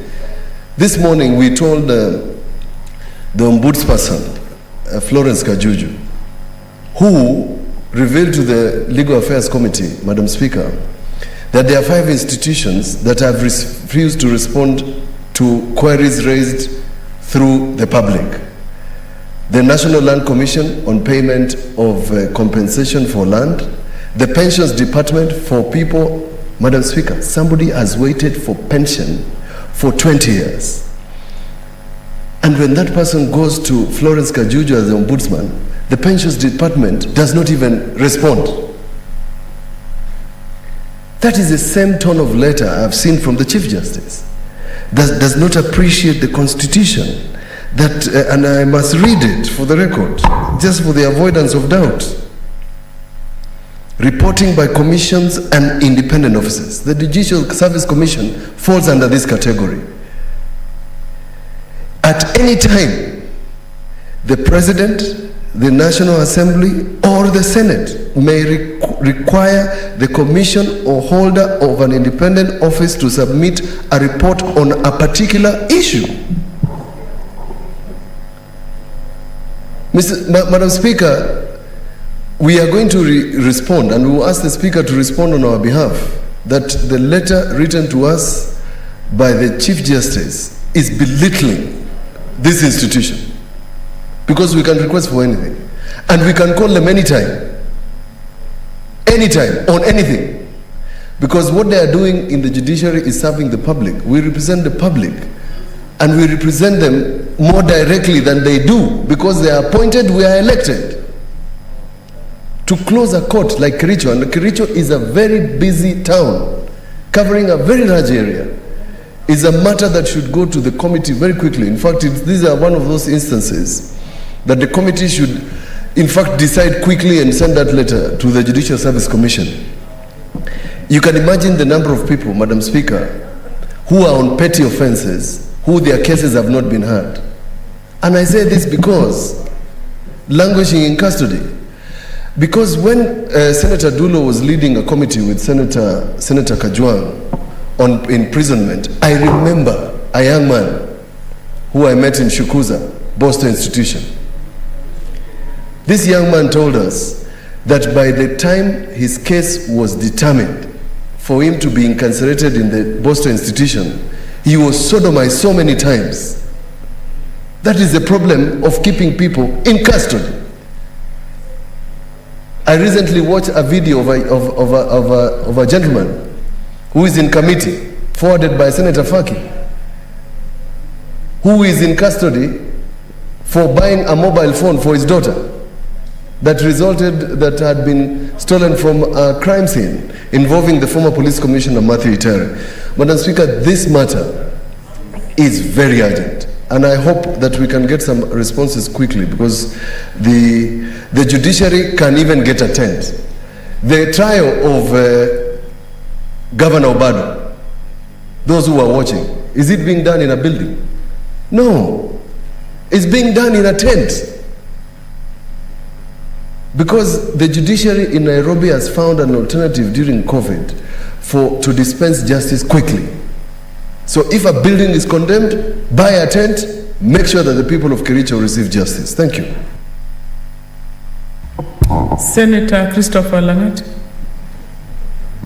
Thank you, Madam Speaker, for also giving me this chance to add my voice on this very important statement from Senator Cheruyot, who is my neighbor from Kericho. And I want to say, Madam Speaker, this issue affecting the Kericho Law Court, the closure of this law court has affected the southern part of Rift Valley. This is the court that has been serving Bomet and some parts of even Kisii and the rest. And I want to say, Madam Speaker, that closure of this particular institution is actually closing justice to the people of the South Rift. Just imagine those particular people, as Senator Kilonzo Jr. was saying, with petty offenses, rotting in police custody, and some of them are not guilty, but they are staying in police custody for months, up to even 9 months, suffering because they have got no money to hire advocates to bail them out.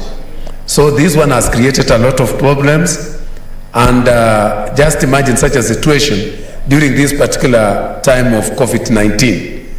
They are really depressed and they are suffering. So I want to say this particular closure has really affected our people in the South Rift, Madam Speaker. And I want to say that justice delayed is always say justice denied.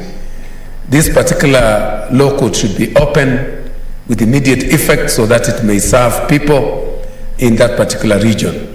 I support this statement, and I want to say the committee that will take over this one should do with a lot of speed to make sure that justice is really given to the people of Kericho and the Southern Rift Valley. Thank you, Madam Speaker. Senator Masai.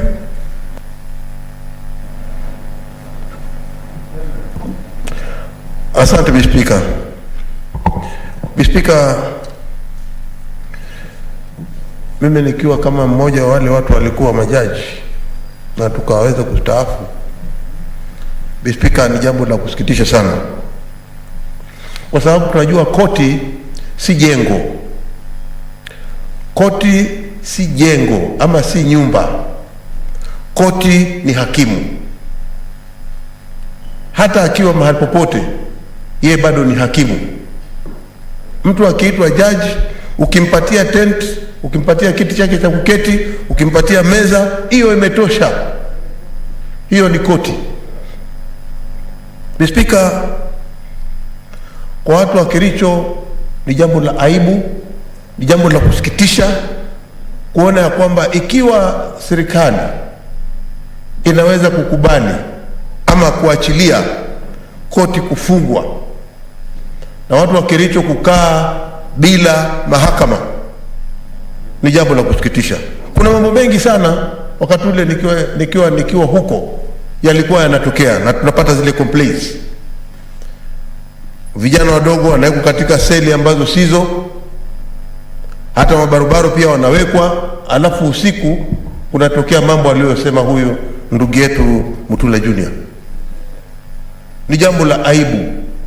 Kwa hiyo sisi tunasema ya kwamba kama bunge la Senate kunao muhimu kuona ya kwamba koti ya Kericho imeregeshwa mara moja. Si jambo la kukaa kufanya mkutano. Hivi sasa ukiangalia haki za watu wa Kericho zimezama ndani ya maji.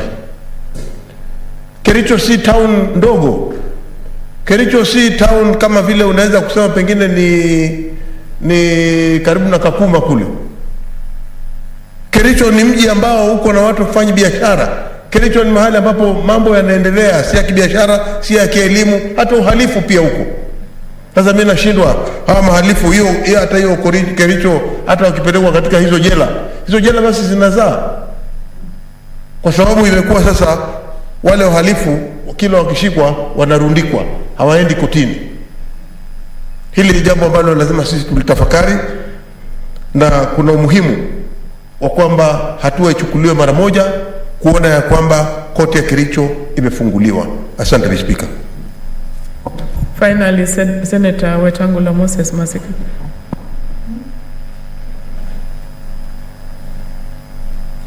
Thank you, Madam Speaker. Madam Speaker, as a long-time practitioner of law, we feel very sad when we read and hearing from a distinguished senator from Kericho that a court has been closed and nothing is being done about it. Article 48 of the Constitution, Madam Speaker, is very clear that the state must ensure every Kenyan has access to justice. And many other articles of the Constitution talk of speedy dispensation of justice, affordable access to justice, and people should not be made to suffer because of poor administrative decisions by any arm of government. Like my colleagues before me have said, Madam Speaker, and you are a lawyer yourself, a court is not a building. A court is an arena where justice can be dispensed to any person in need of justice. You can sit, we are being told about tents in the Obado case. You can actually sit as a court under a tree. As long as there is a judicial officer, in criminal cases there's a prosecutor, and they can dispense justice for Kenyans. So to close a court, Madam Speaker, and let people languish in custody on end because the judiciary is not functioning is wrong and is something condemnable. Madam Speaker, you've been reading, and as lawyers you know, that over 80% of Kenyans in custody, remand custody, or post-trial custody are people on what we call petty offenses. Snatching a phone, pickpocketing, petty burglary. Now they are even arresting boys on border without a license. You go to court, you are given a bond you can't afford. I remember we went to Kitui during the Senate Mashinani with the Senator Mutula Kilonzo here, Sakaja and others. Madam Speaker, in 1 hour we fundraised and got more than 23 petty inmates released. Somebody is in custody for the last 1 year because he could not raise a bail of 2,000 shillings. 2,000 shillings. And the courts just keep on mentioning cases. We must reach a situation, Madam Speaker, where certain petty offenses should attract free bonds. As long as people can turn up, I cannot believe that anybody found riding a border motorcycle without a license will run away from justice. Let's deal with criminals who are hardened and dangerous to society in a different way from the way we deal with unfortunate petty offenders, economic offenders, somebody passing by a maize field and plucking a cob of maize to save himself from hunger, ends up in custody for 2 years. This is not right, Madam Speaker. And I want to urge the new Chief Justice, who has come in with a lot of goodwill, that the letter we saw about accountability of the judiciary on the spending of public resources must have come out of improper advice. No parliament, Madam Speaker, in this country or any comparable jurisdiction will summon a judge to ask them how they arrived at a judgment in a case. That we can do. But we vote for money to go to the judiciary, to build structures, to run their day-to-day expenditure. They have to account for that money. And Parliament will appropriate funds to government departments and will also hold those departments to account. You remember, Madam Speaker, in 2013, when the Auditor General questioned that the judiciary had spent 68 million on the inauguration of the president. The judiciary has never been given any authority to spend money on a presidential inauguration. And you can tell that that money was actually misappropriated, if not stolen. Those questions must be there. If we give the judiciary money to to buy vehicles, and instead of buying new vehicles, they go to Dubai and buy second-hand vehicles, questions will be asked. If you give them money to build a courtroom in Mandera worth 60 million and you go there and find a courtroom worth 10 million, questions will be asked. Those are public resources. So I want to urge the Chief Justice that in case there is a disconnect in communication between the courts and Parliament, let both institutions have liaison officers that can help in a smooth communication and running of affairs, but nobody, and I repeat, nobody in this country, as long as you are in public, administering public resources, you will be asked questions, and you must answer those questions. And we want the people of Kericho, and Madam Speaker, you come from very close to Kericho. I'm sure some of your people are languishing in custody in Kericho because their cases cannot be heard. Somebody from Nyakaju goes to Kericho and tries to ease himself by the roadside. Somebody turns up and says, Maliza 20. They end up in custody and they stay there for a long time. So we want courts to function everywhere so that Kenyans have easy access to justice. Senator Musuruve.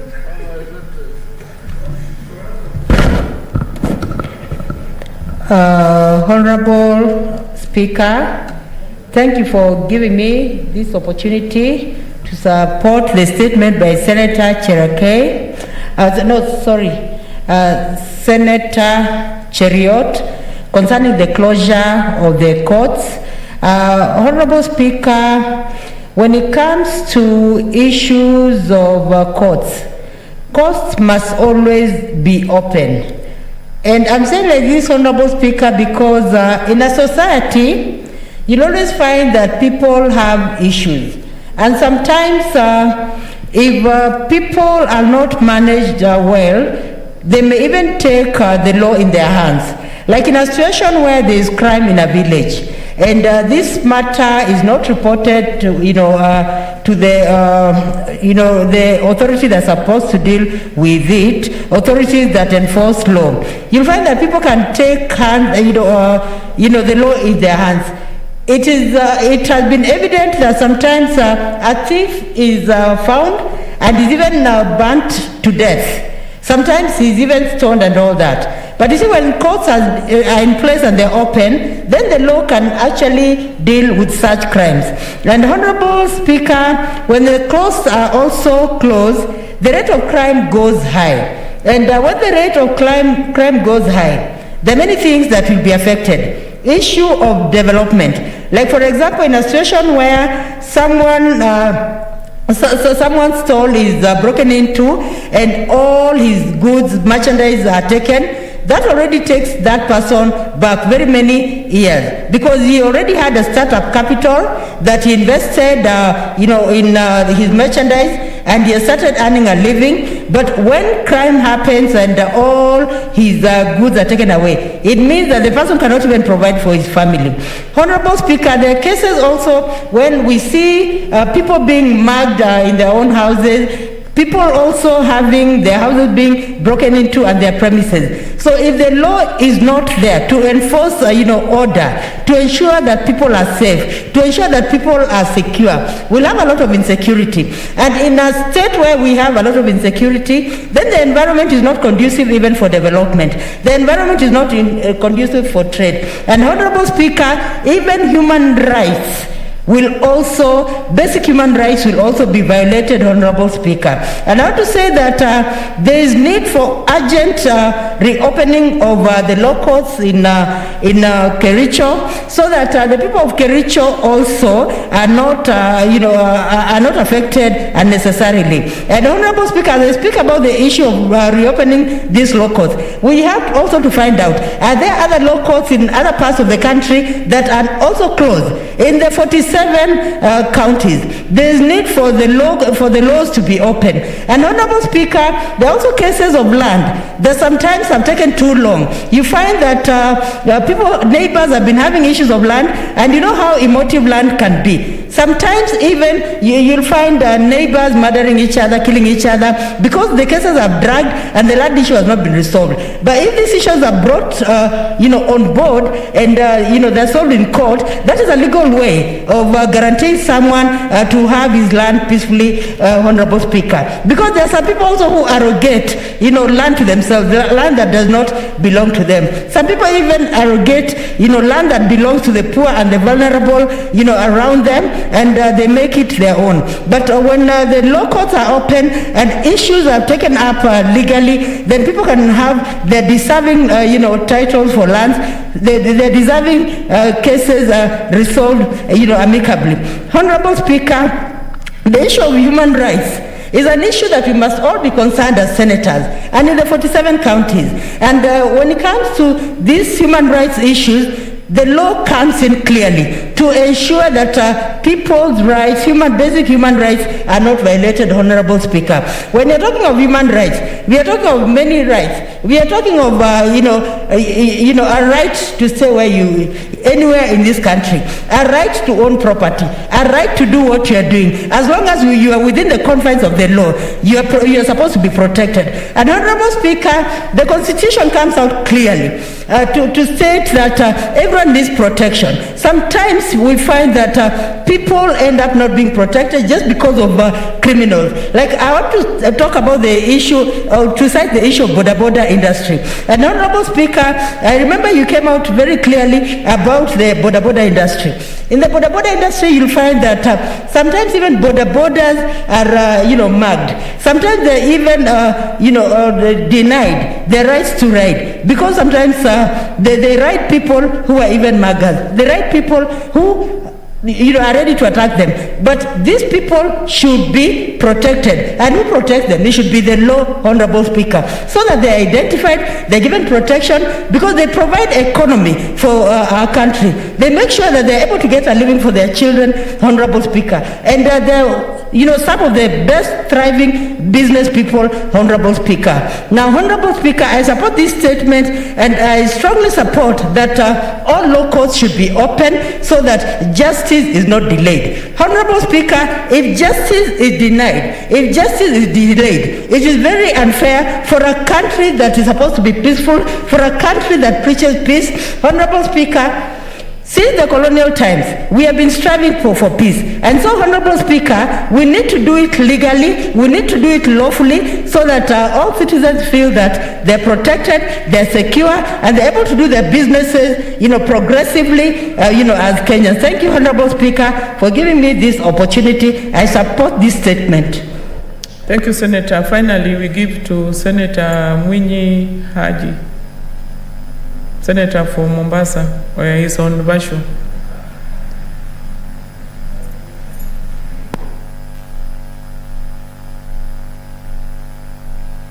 Mkono taarifa ambayo imeletwa bungeni na Senator wa Kericho, Senator Cheriot.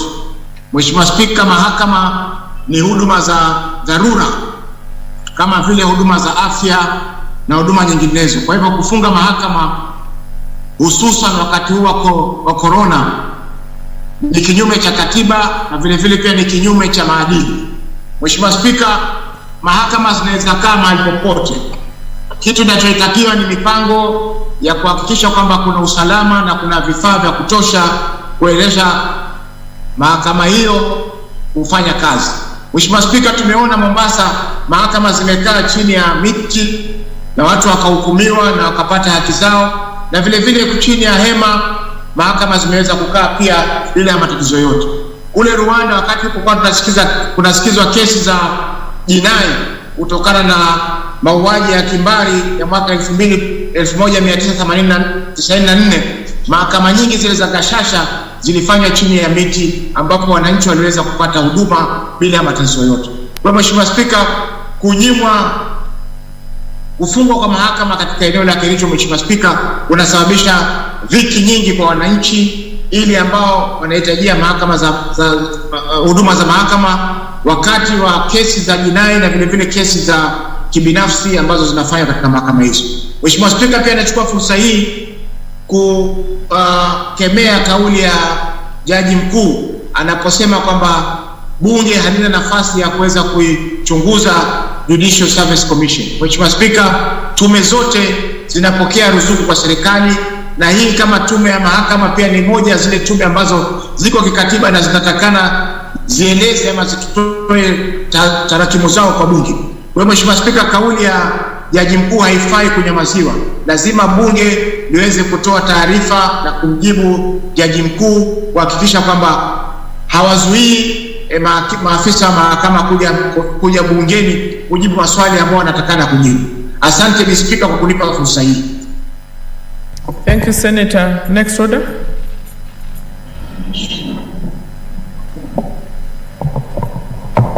Order number 8, the Lifestyle Audit Bill, Senate Bills number 36 of 2021, first reading. A bill for an act of parliament to give effect to Article 10 and Chapter 6 of the Constitution to provide for the procedure for undertaking lifestyle audit and for connected purposes. Next order.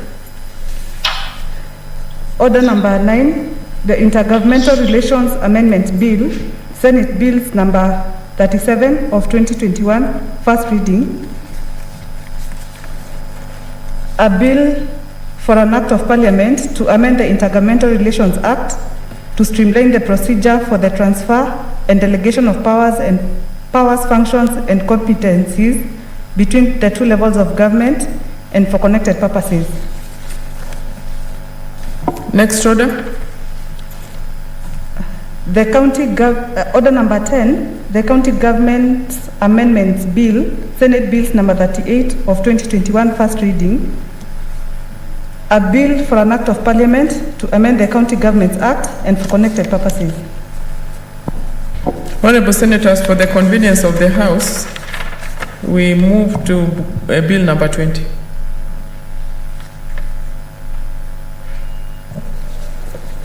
Order number 20, the County Vocational Education and Training, Senate Bills number 6 of 2021, second reading.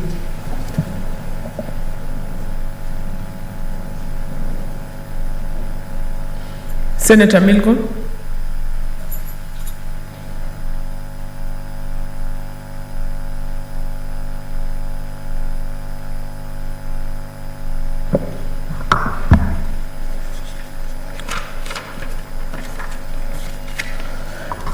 Thank you, Madam Speaker.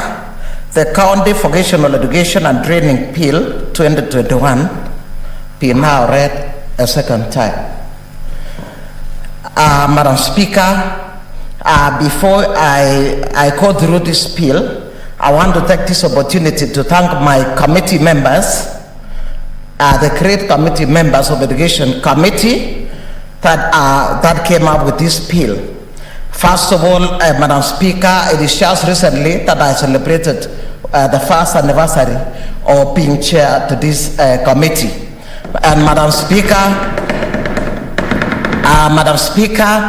this committee under 1 year was able to pass the education, and the childhood development education, and was able to meet 40 counties virtually, to actually look at the landscape of ECD right across the counties, which actually culminated in a workshop that we held recently in Naivasha, Madam Speaker. Secondly, this vocational county training bill, Madam Speaker, again, we are going through the landscape of vocational education training, and already 6 are standing. We have already met again virtually 14 county governments, and we are on our way to meeting well over 40, that is all of them, before the close of business of this parliament.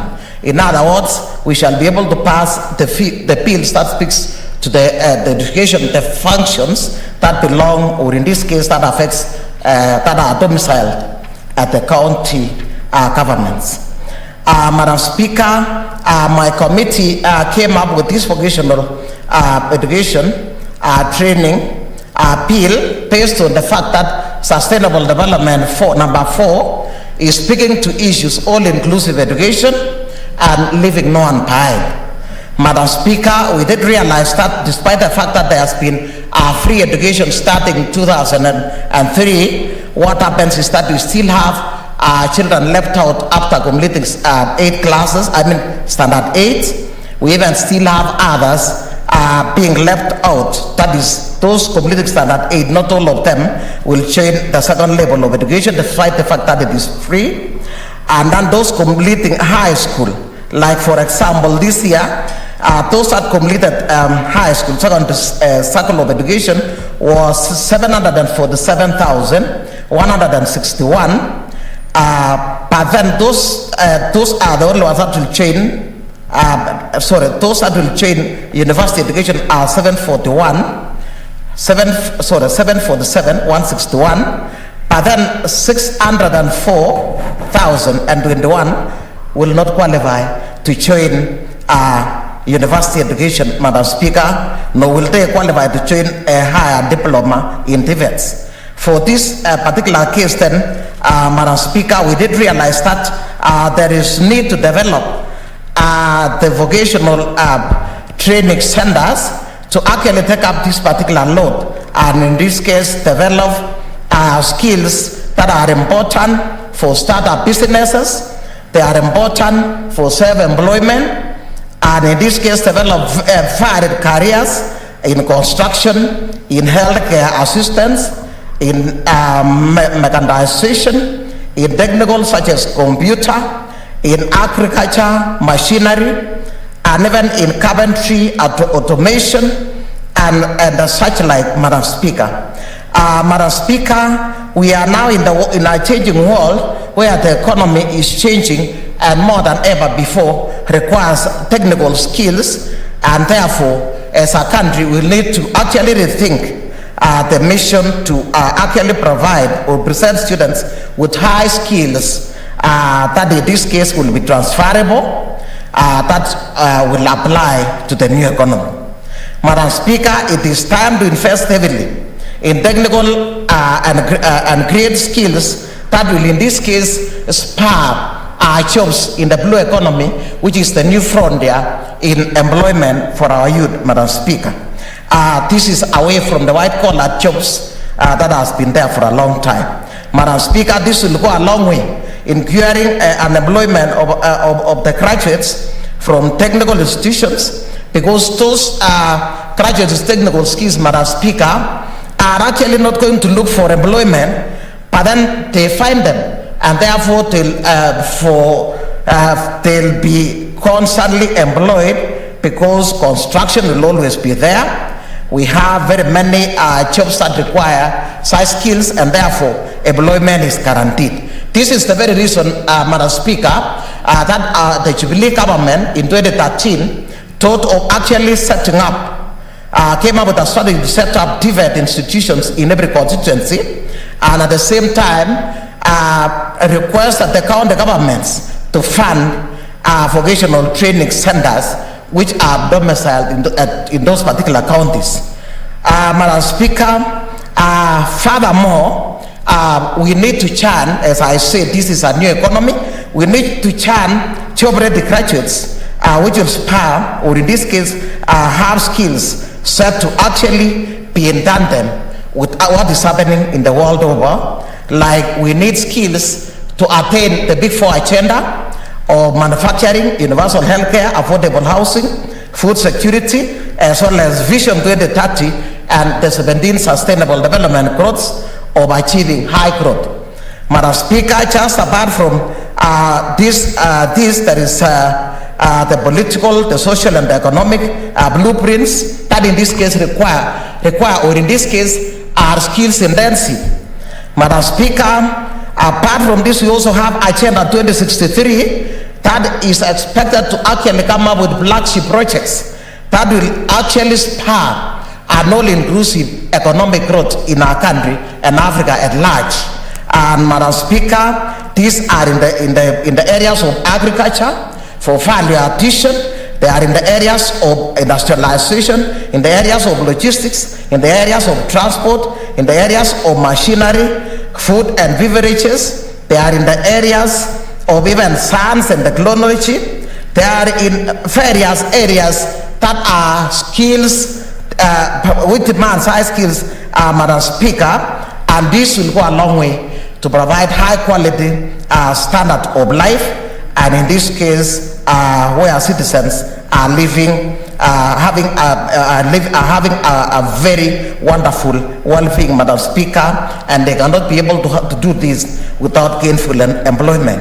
Furthermore, Madam Speaker, with the recent COVID-19, we did realize that even the best of managers, the best of institutions, were beaten hands down because of the fact that they ended up, in this case, having closures because of a lack of best ways to work around this. That is why we had lockdowns, we had issues actually coming to standstills, even businesses, even us as a house, as committees, we had to struggle in the first time to actually hold virtual meetings. And I think right now we are getting used to iPads and computers, which actually is obtained through this vocational, this is a skill, obtained this through this vocational training centers, Madam Speaker, and for a long time, even those that are at professors level or doctors like me are actually lacking such very basic skills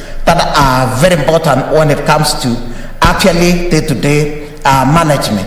Madam Speaker, looking forward, we are told as we are looking at COVID-19 that every 100 years there is bound to be a calamity, and therefore we must be developing skills that are futuristic to be able to actually handle such disasters if they are going to come again. Furthermore, we have to encourage our politicians to actually develop, or in this case, work around the skills that are going to spur economic, social, and environmental demands, so that in this case we shall become self-reliant. Madam Speaker, there is also the issue of climate change that is calling for green economies, and green economies again are skills, high skills demand, and in this case, the very reason why we must, in this case as a country and as counties, encourage education that will rely on ability to train, upskill, reskill, and even empower people to take up the new jobs. Madam Speaker, the green economies are bound to create up to 24 million jobs that are very skills intensive. Madam Speaker, this is the very reason why my committee came up with this bill to actually speak to issues vocational education and training in our counties, because actually these are what we used to call village polytechnics that were training in crafts, and in this case they are domiciled at the counties. It is a very important function of the counties, and therefore the principal object of this bill is to put in place a legal framework to govern the establishment and management of vocational education and training within the county. And one of the functional areas of the county governments, as provided for under Part 2 of the 4th schedule to the Constitution, relates to village polytechnics and homecraft centers. Madam Speaker, therefore, Part 1 of this bill specifically actually is about definition of terms such as authority, technical and vocational education, cabinet secretary, council, board of management. That is definition all through up to where we have up to clause 3. Clause 3, which is now speaking to clause 3 is speaking to actually those people, that is now the guiding principles in actually starting up a vocational training center. That is formulation, implementation, monitoring, and evaluation of those vocational education centers. It goes a long way in clause 3B to speak to issues of equality, equity, and non-discrimination when it comes to development of these centers. Madam Speaker, C, D, E, and F are speaking to issues, promotions of innovativeness, transparency. It is speaking about to innovation strategies. It is speaking to issues, accountability strategies that must be put in place to ensure that these centers are run without any funds. Madam Speaker, chi of that is, in this case, speaks to collaboration with the national government. In this case, these vocational training centers are run in collaboration with the national government, which in this case provide actually the curriculum and the policy. Clause 4 of Clause 4 of that this bill, Madam Speaker, speaks to obligation of the national government. What role does the national government have on these vocational training centers that are domiciled at the county, or in this case at the developed units? The national government plays a critical role in development of education research policy on this vocational training. Number 4B, Madam Speaker, is that they set examination standards and certificates. They provide certificates. They develop curriculum and co-curricular activities to be conducted in these centers. They accredit the institutions. They train and register the vocational centers. They build capacity. Chi is established partnerships and linkages to ensure the support for these centers.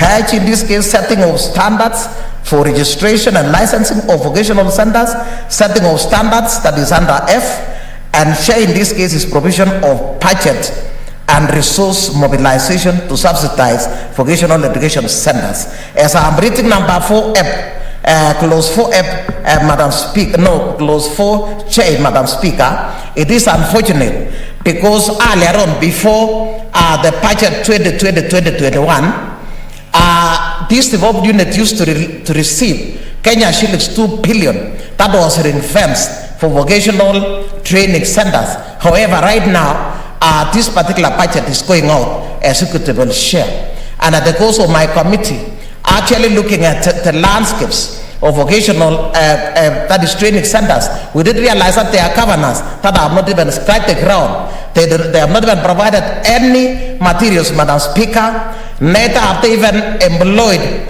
trainers in those particular centers. And even if they have employed, there is no scheme of service to pay them. And therefore, they are demotivated. They cannot even work. And we do not expect any gainful learning in those particular institutions. Therefore, I'm quite worried because of that Kenya shillings 2 billion.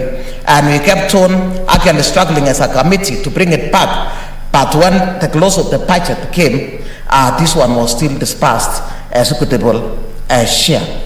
I hope in this case, the county government, some of them have told us that they'll manage to ring-fence through the enrollment, but I do not know whether they'll manage to do that. But as a committee, during the remaining time, we are going to follow up on that.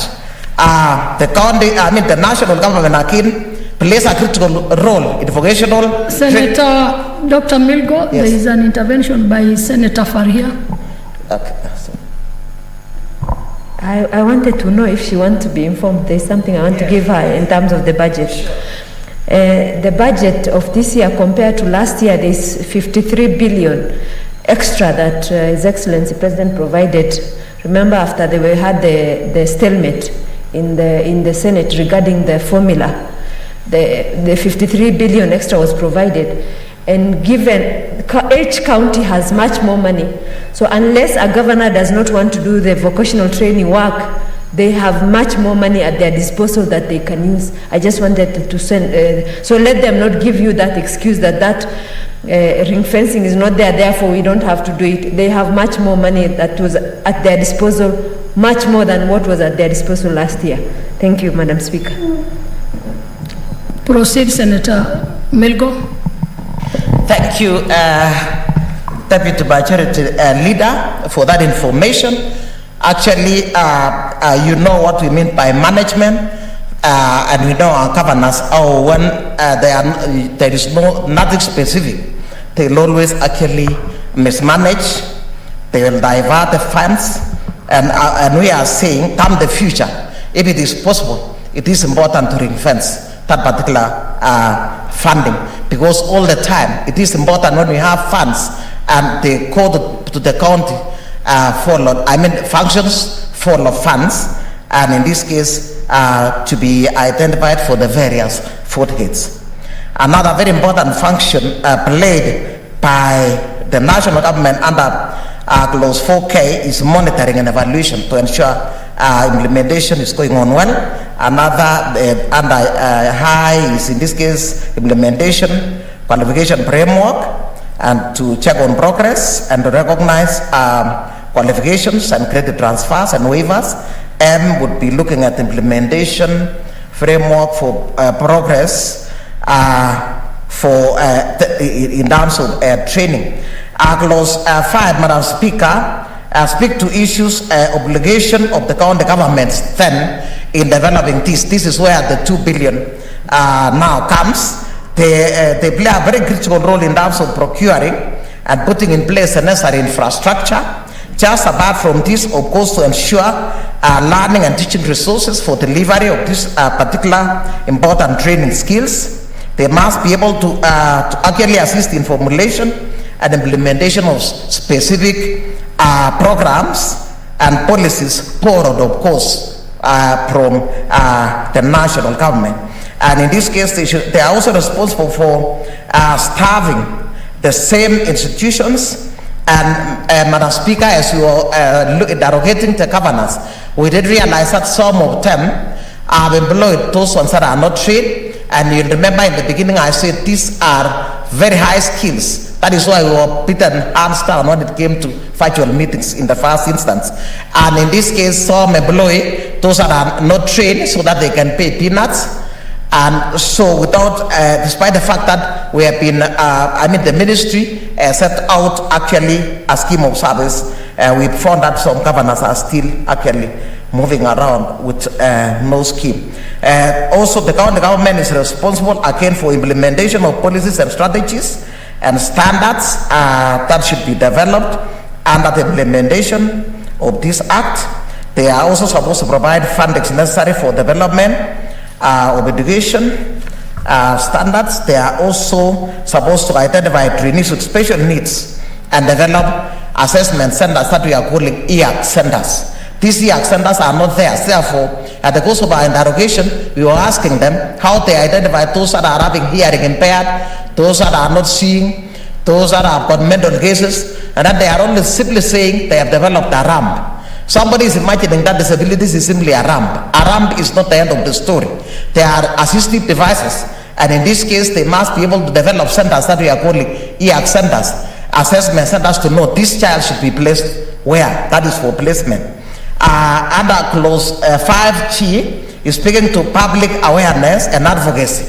We did realize as a committee that there is stigmatization. Normally, kids do not want, or rather students do not want to join these institutions because they are imagining that they are for failures, they are for those people who are desperate.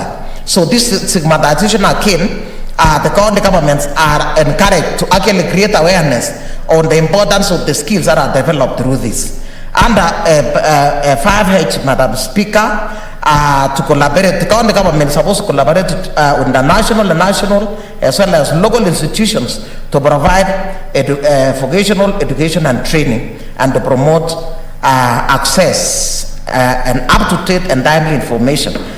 Clause 6, Madam Speaker, is speaking to the issues, the role of management of vocational education centers, and that is set out under 6A up to G. And that is, they must put in place the necessary structures, employ qualified instructors, administer the curriculum that is already put in place, ensure provision of quality service, ensure the premises are put up as based on occupational health and safety regulation in the building standards prescribed under this act. They must provide the necessary training and learning materials and equipment. They must also meet such other requirements prescribed under this act. Clause 7, Madam Speaker, speaks to trainee with special needs. Again, as a committee, we are advocating for integrated centers, which in this case are cheaper to run as compared to each county now saying we are developing a special needs center for the blind and then for the hearing impaired, for the mental case. But then if they are integrated to the main school, what happens is that these particular kids with special needs shall come the future shall be integrated very easily even to the society. But every time we separate and take them to separate institutions, they'll feel that they are not wanted, they are not part of the society. So then clause 7 again, 2A continues to speak about the infrastructure necessary to actually incorporate or to provide an all-inclusive education where we have all kids including those with special needs. So the type of infrastructure, B is speaking to facilities necessary. I said equipments will be those with useful for hearing impaired, those that are blind, those that are having different types of disabilities, and even the nature of the training. And then again, D is specifying capacity building for the trainers. And then again, the special facilities that are necessary set out under E. F in this case is setting out the measures on affordable and to put up, or in this case to acquire, assistive devices. We found that some governors were actually buying an assistive device at a very exorbitant price. Madam Speaker, that we did realize that this is crazy. They ignore the procurement procedures, and in this case we are saying under F in this case the assistive devices in this case must be those that are affordable but then very useful to those persons with disability. Number 373 in this case is speaking to how the county executive committee member shall be able to actually ensure that persons with disabilities are actually trained, accommodated, they receive an effective curriculum. Part 2, Madam Speaker, is establishment, registration and accreditation of vocational education and training centers. And in this case, it sets out under clause 8 the categories of vocational training centers that are out there. And in this case, it specializes the type. There are those that are run by private, and then there are those that are public, established by private and public.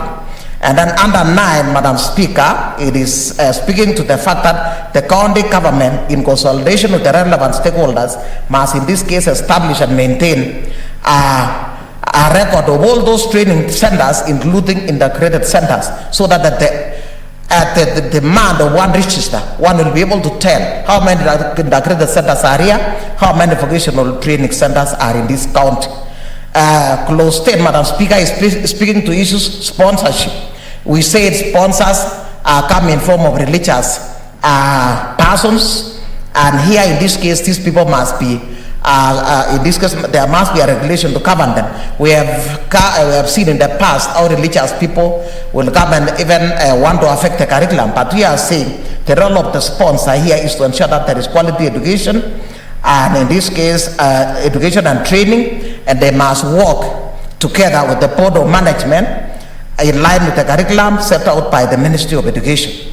Under 10.3, Madam Speaker, that one is speaking to the issues where the sponsor may make recommendation when the curriculum is being reviewed, and then in this case, how they can provide financial service to do infrastructure.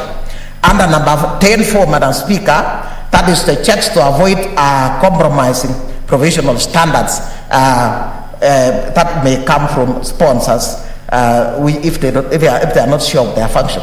Number 10.5, Madam Speaker, in this case is to avoid, is speaking to issues to avoid the faith-based institutions from actually influencing the curriculum.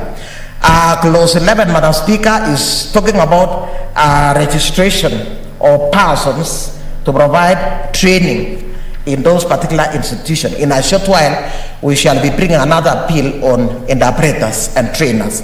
But this bill also is speaking to how we can license the people who are going to train, so that we do not have every Dick, Tom and Harry going to teach in these training institutions. For a long time, Madam Speaker, people have actually taken vocational training centers as if they are just there for its own sake.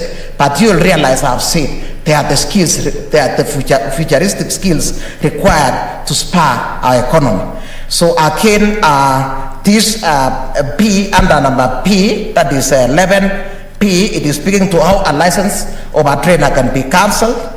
It is also speaking to how C is speaking to how the trainer can be suspended. D, how that trainer in this case can be updated on issues that should be going on in that, in terms of training. And then C is speaking to, E is speaking to learners in all the training centers. So how many learners, so that at the opening of that particular registration register, we can know the number of learners. F in this case is talking about vocational integrated centers. And in this case, I said earlier that integrated centers are cherished more than those that are set aside. She will speak to issues of executive county member who may from time to time determine the people, or in this case, what happens in the various vocational training centers. Clause 12, Madam Speaker, also continues to talk about registration of vocational education training centers. And in this case, speaks to what is required, and this is in line with what is specified in the VETA. That is the Technical and Vocational Education Training Act on the requirements before registration. 13 goes on to describe the registration and licensing of vocational education center. 14 goes on to prescribe what the vocational centers, the requirements that the vocational center must meet before any registration, such as they must meet the occupational health and safety requirements and building standards prescribed under this act. 14P will also prescribe the vocational center must be able to show clearly the type of training that is being offered in that center. Madam Speaker, P of that is talking to the type of instructors that are there, the qualification, the registration. Clause 15 talks about accreditation. Again, accreditation is done under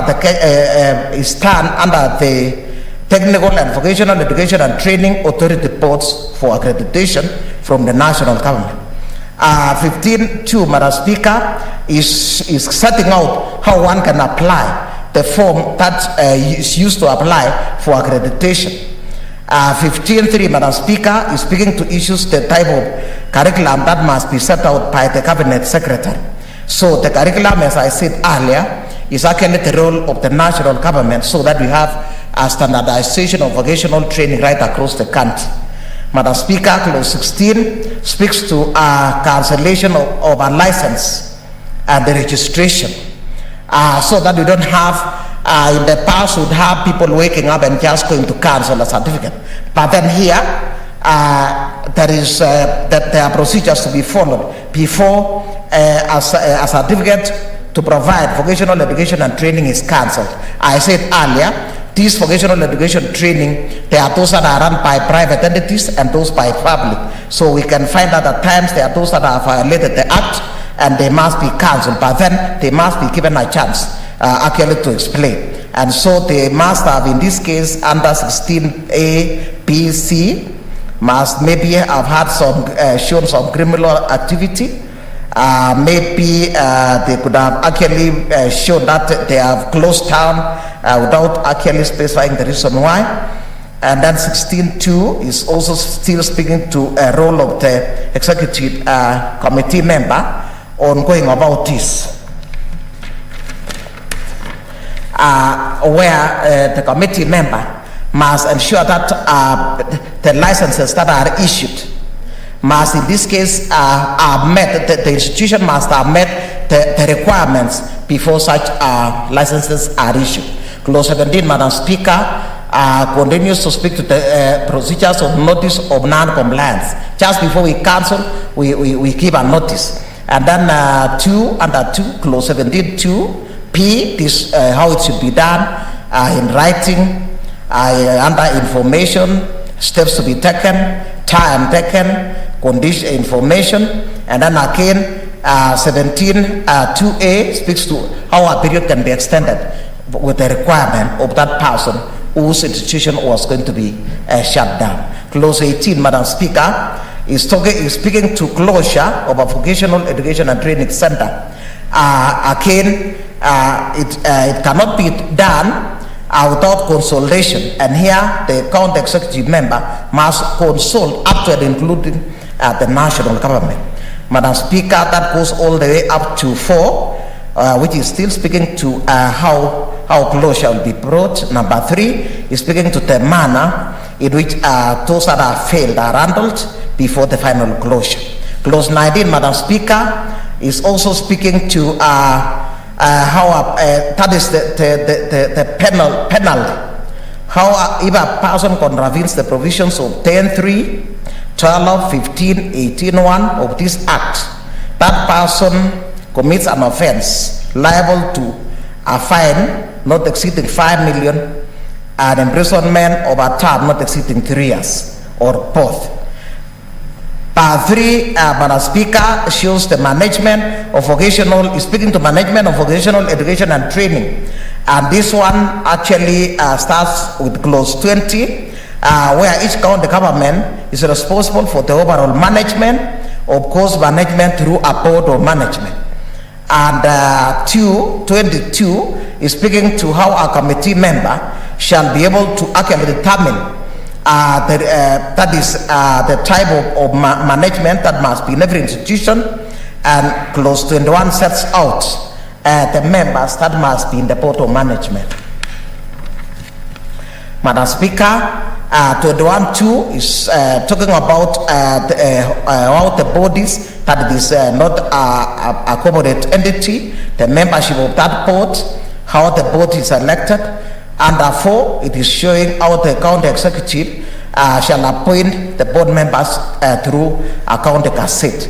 Clause 22, Madam Speaker, is speaking to functions of the board, again to oversee the provisions of education, manage the properties, manage vocational training, develop and implement vocational education and training strategic plan, mobilize resources, regulate enrollment, prepare annual estimates, in expenditure, receive on behalf of the Vocational and Education Training Center fees, grants, donations, and any other monies. That is set out in clause 22 all the way from A up to I and up to J.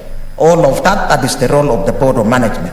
Clause 23, Madam Speaker, talks about the conduct of business and affairs of the Board of Management. How the Board of Management shall conduct their affairs, and even when it comes to forming some subcommittees to be, for efficiency. Sometimes a board can form subcommittees for efficiency, and this one sets out the fact that the small subcommittees must be subcommittees specific to a given area, and at the same time comprising people with specific skills to be able to run the particular committee. Madam Speaker, clause 25 is talking about remuneration.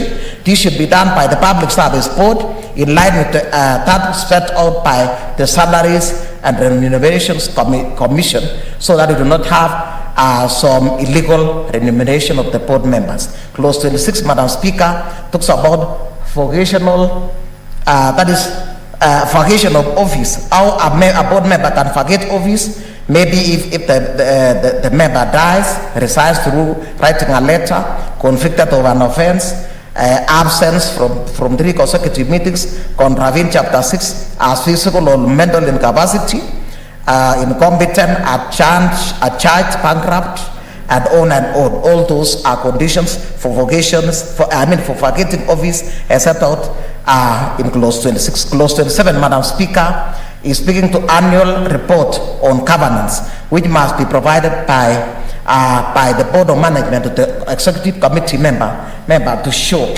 what is going on in that institution.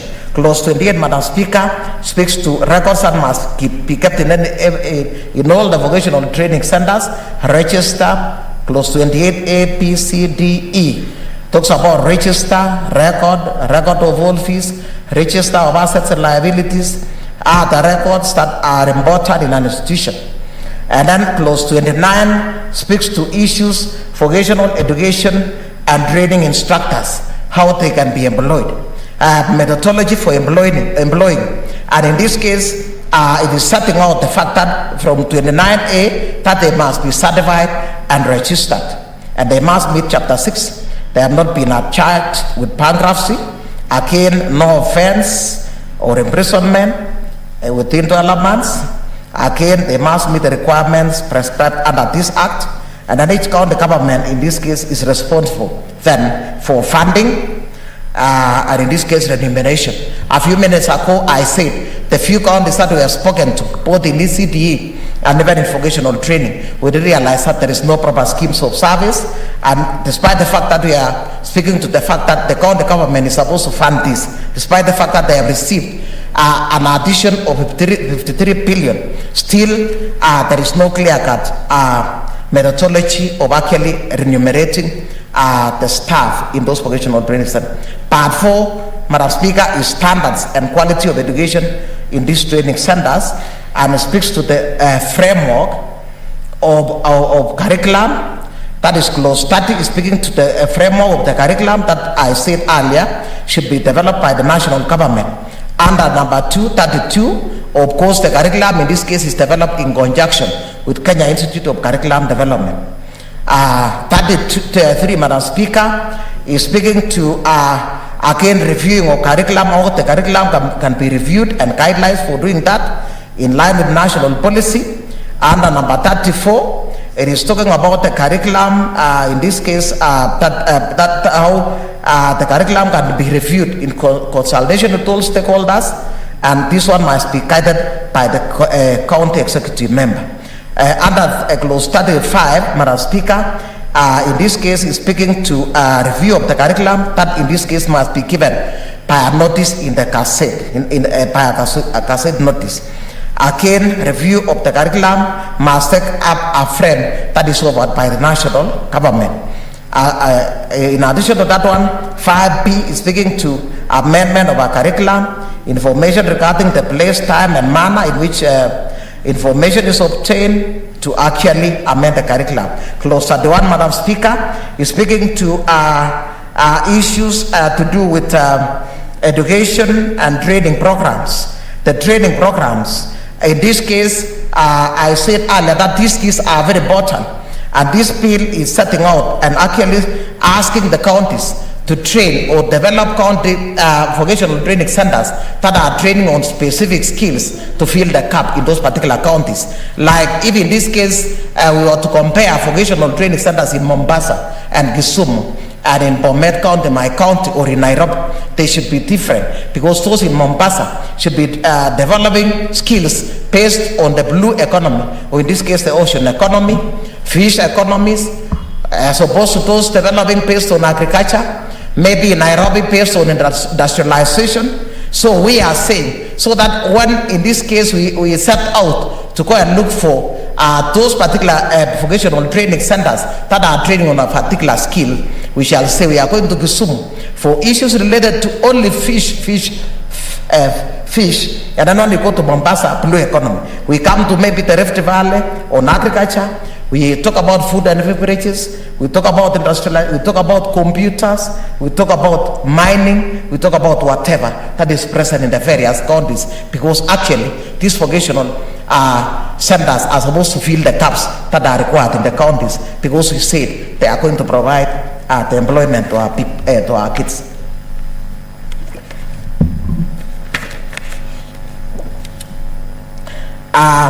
That is appropriate to those counties, trainer center, standards prescribed, qualification, all the way up to 4. We are talking about specific to those particular counties.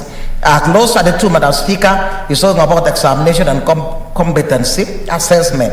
This is a function of the national government in consultation with the county governments, which are responsible to ensure that examination and assessments are up to standard. And then under P, certification. And then number 2, the council in this case shall ensure that the skills provided are actually within the frame set out in the national policy.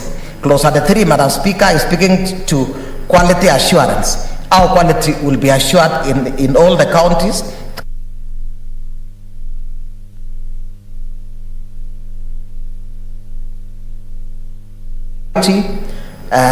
Standards and relevance.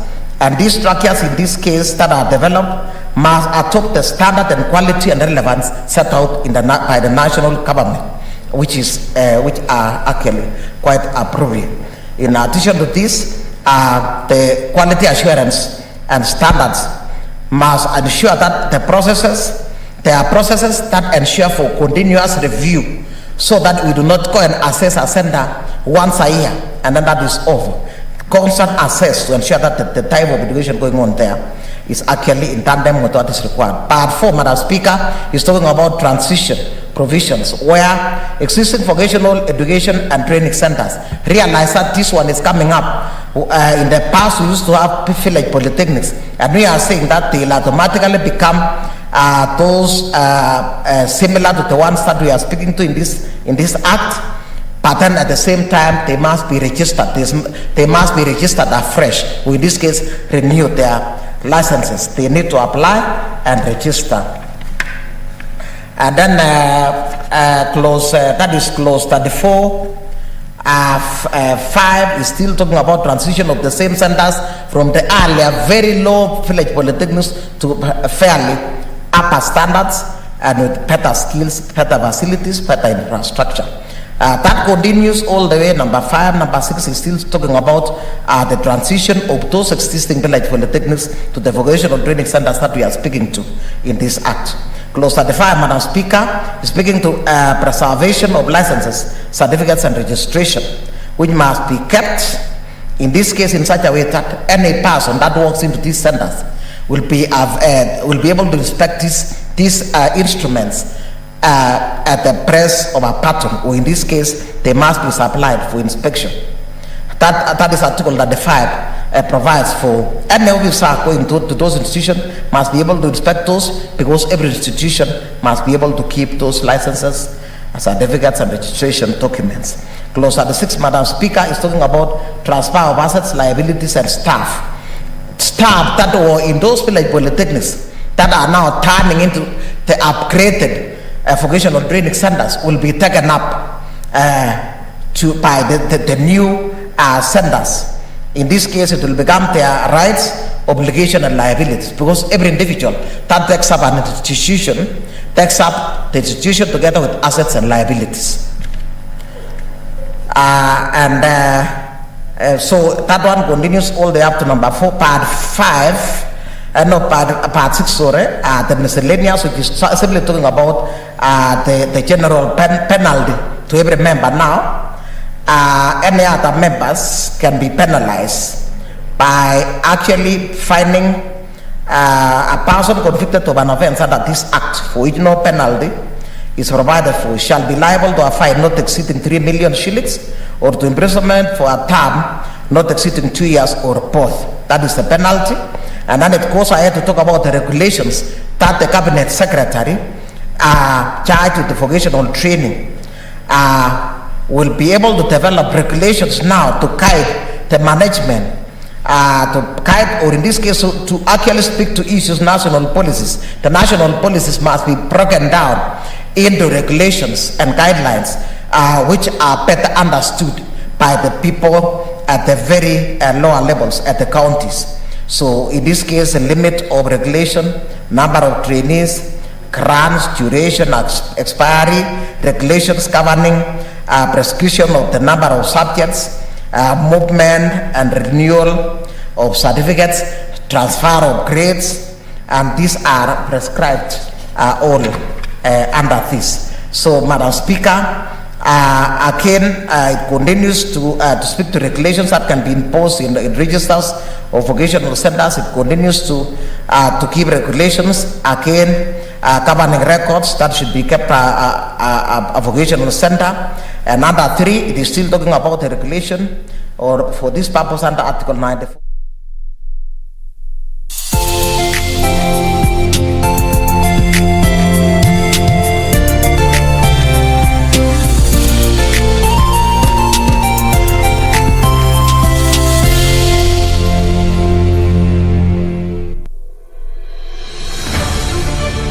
Virusi vya korona huenea unapokaribiana na mtu aliyeambukizwa kupitia matone, haswa wakati anapokohoa au kupiga chafya, na pia kwa kugusa sehemu au vifaa vilivyo na virusi hivi.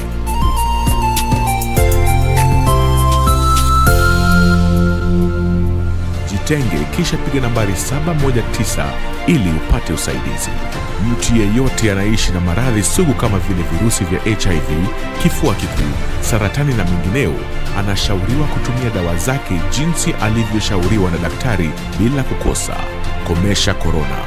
Ujumbe huu umeletwa kwako na serikali ya Kenya.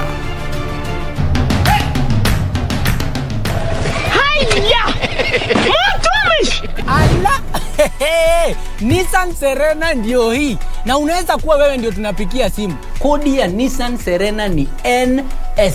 Alafu kisha kwenye amount ni 50 bob. Hii Nissan Serena tunakupatia na shilingi 50. Kujiunga na QuickBid ni rahisi. Enda kwenye M-Pesa, bonyeza paybill kisha weka business number 4032353. Kwenye account weka kodi ya bidhaa unayotaka na bid yako ya chini zaidi. Kwa mfano TV 16. Kisha weka shilingi 20 tu kama idadi yako. Weka bid yako pia kwenye www.quickbid.co.ke. Kumbuka, bid ya chini zaidi ya kipekee ndio hununua. QuickBid, bidhaa bora kwa bei